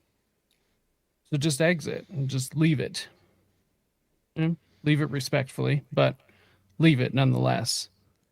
Um, so my hat's off to you for stepping up and doing this. I think it's an incredible service to people. Um, I guess one last thing that I would ask about going through the process and everything is in the course, and anyone who goes and takes the course will see this, but you had mentioned how some people will take it like once, maybe watch it through one more time, and then they're good. But you emphasize to not send a damn thing until you are 100% positive on all of this. at least 80%, but yeah, pretty solid. Yeah. Because you could really fuck things up, right? At the time, I thought so because the course was 2 years ago. But now, after seeing all the crazy, stupid shit people have been sending in for 2 years, I've actually sort of retracted a lot of that. Impressively, shockingly, unless you're emotionally vengeful or hostile, unless you attack emotionally, I've seen a lot of stupid shit sent in. Nothing happens. I've seen stupid shit sent in that isn't even legal and it gets processed.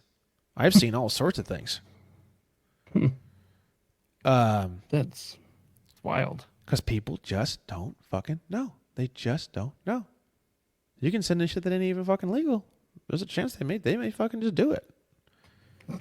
I'm serious. Well, I mean that the IRS does say to claim your stolen goods on your tax return, which is crazy to me. Yeah, the IRS is the only organization that chances are you send in some shit that's like weird, they won't, it may slide past, but if you send in shit that does work, that is right, they won't send it back to you. They're just very They're just very easy to work with. They're very they just follow the law really well. They're the only one that does. In a world where no one follows the law, the only organization that does follow the law is considered the devil, which is hilarious. The Internal Revenue Service is like the only organization that follows the law. Seriously, there's almost nobody else. There's literally almost nobody else walking the earth, walking this country, that follows the law as anywhere near as good as the Internal Revenue Service. What are the odds? What are the Probably because odds? the Internal Revenue Service just no one really cares. They just operate strictly off of the policies and the rules and the laws. So it's just kind of like an unthinking computer. They don't really give a shit. They're just there to get paid. Like, who cares? Like, no one's there because they have loyalty to the IRS. So they're not like, you know what I mean? They're just like, what's the policy on this? What's the law on this? And they just kind of operate through sort of an unthinking, you know, that's all. I mean, maybe that's what it is. I don't know, but I'm just telling you, like, they're just very. They know the law. You don't even need to explain shit to them. You just send shit in, and they'll just, oh yeah, we know what this is. They'll process it, no problem. You know, looks good. That's wild. Just such a influential organization, and it's just like a still box. You know, no emotion. It's bureaucracy to the fullest extent. Yeah, I'm surprised they don't computerize the IRS. It kind of already is. Like, you call the IRS and you ask them questions, and they're like, "Oh, give me 1 second," and they like have a little research database that they use. I mean, it's basically computerized, just with human people reading computer printouts. That's really all it is. These people have no clue at all at the IRS. Not a clue. I think every single time I've ever asked anybody on the phone at the IRS a question, they say, "Let me research that, and I'll get it right back to you." They do, though. They figure it out. They always figure it out. Always figure it out. So, you know. It's like a living, breathing Wikipedia. Yeah. Seriously, yeah. That's wild.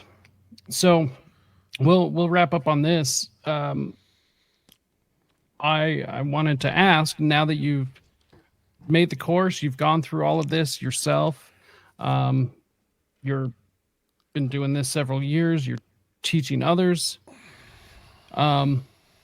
What would you do differently if you started it all over today? And what do you think you've enjoyed the most? I wouldn't change anything. Everything's fine. It's all part of the learning process. There was no huge flat tires or anything like that. It's all been pretty simple. And then the only thing what I enjoy the most is probably litigation at this point, especially. I mean, I'm having a blast. I mean, all these form letters, all this people ignoring you, all this bullshit, and then all of a sudden, like, everybody wants to talk to you. It's fucking beautiful. That's incredible. Well, on that, let people know where they can find you, what you have going on, and all that good stuff.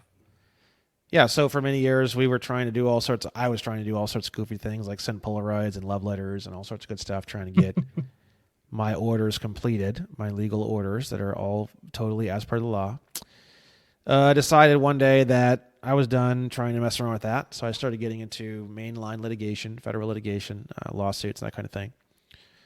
Took me quite a long time. Took me several months to kind of, go through it and figure it out and get things rolling. And I started working with a guy named Joey Kimbrough, who's kind of like my right-hand man now, very, very integral. Without him, I wouldn't be doing any of this litigation. Very important. He had already done a bunch of personal litigation and won a bunch of cases and stuff. So he understands the procedure and he understands a lot of really advanced things. He's a very smart guy. And so now what we're doing is we issue orders one time. They get 30 days. If they send back, this isn't a payment, if they send back this, if they close the account, if they do any bullshit that isn't just simply exactly what I ordered them to do, we file federal litigation and we go straight into litigation. Based. Very simple. I'm not worried. I'm not anxious. I'm not upset. I'm not losing sleep. It's a systematic approach to get enforcement and completion of that of which is completely legal, of which most companies, besides the Internal Revenue Service, ignore or pretend doesn't exist, or just don't know to the point of extreme levels. And we're just going to hammer on these fuckers ceaselessly and violently, but you know what I mean by that, like very aggressively. Yeah.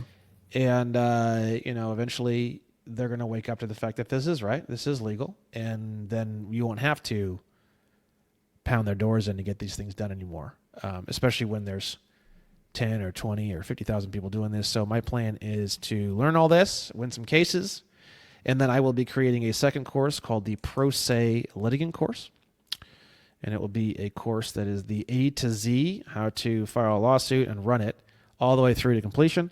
And that will include mindset, and that will include basic information on how to build a complaint and how to get it filed and how to follow up on it and how to answer complaints and how to do counter complaints and all sorts of good stuff.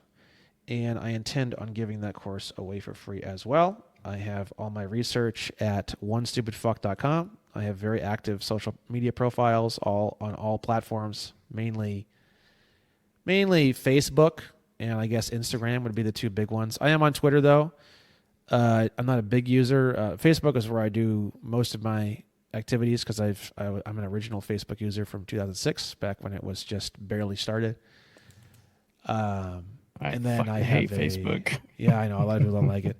And then I have my own law office. It's Williams and Williams Law Firm.com. Have a lot of really good information there as well. A lot of good information there as well. And articles. I wrote a bunch of articles. Those are also there. So both websites have information. Obviously, the main body of information is on onestupidfuck.com. I have the free contract killer course. 39 days, one video per day. It's completely free. And you can sign up for that on onestupidfuck.com. Hell yeah. Yeah. Everyone still watching. Like I said, I've gone through the course, and it's definitely something I will be doing for myself and for my family as well. But I can't believe he just gives it away for free. It is an incredible, just an incredible wealth of knowledge, and somebody who just loves to learn, first of all, but then anything like this, like I said, I live for being able to subvert the state due to its illegitimacy and its incredible tyrannical treatment of us. This is just, it makes me so excited I can't even speak. Me too, bro. Yeah. So yeah, I highly recommend everyone. And honestly, even if it's not something you do, just go through the course anyways. It's incredible. And then at least that way you can make the informed decision, whether to stay in or outside the system. So on that note, thank you all so much for tuning in to another episode of Rise to Liberty. You can check everything out at risetoliberty.com/links. That is the master link that has everything, all the social medias. Telegram, Twitter, and Instagram are the most active, but we are on Facebook as well. And then that's pretty much that. We are updating a bunch of things, so things have been moving a little slow, but summer's coming up, and there's going to be a lot of cool stuff coming up. One thing I do want to point out that I need to get better about pointing out is you can now go over to Ko-Fi. It's ko-fi.com, and you can go donate. Of course, anything to help out. Our big tech overlords like to keep us down, keep us not growing. But the podcast is not free to run. And as much as I don't like asking people for money, I want to keep this going. I want to keep us out there, getting this message out, having awesome guests like Brandon on, and being able to delegitimize the state. So if you believe in what we do and want to help, monthly subscriptions are coming, or you can donate a minimum of $2 one time or as much as you would like. And other than that, we're just we're chilling. So thank you so much for tuning in. And Brandon, hang out for a sec until we're out. And everyone else, until next time, stay free, my friends.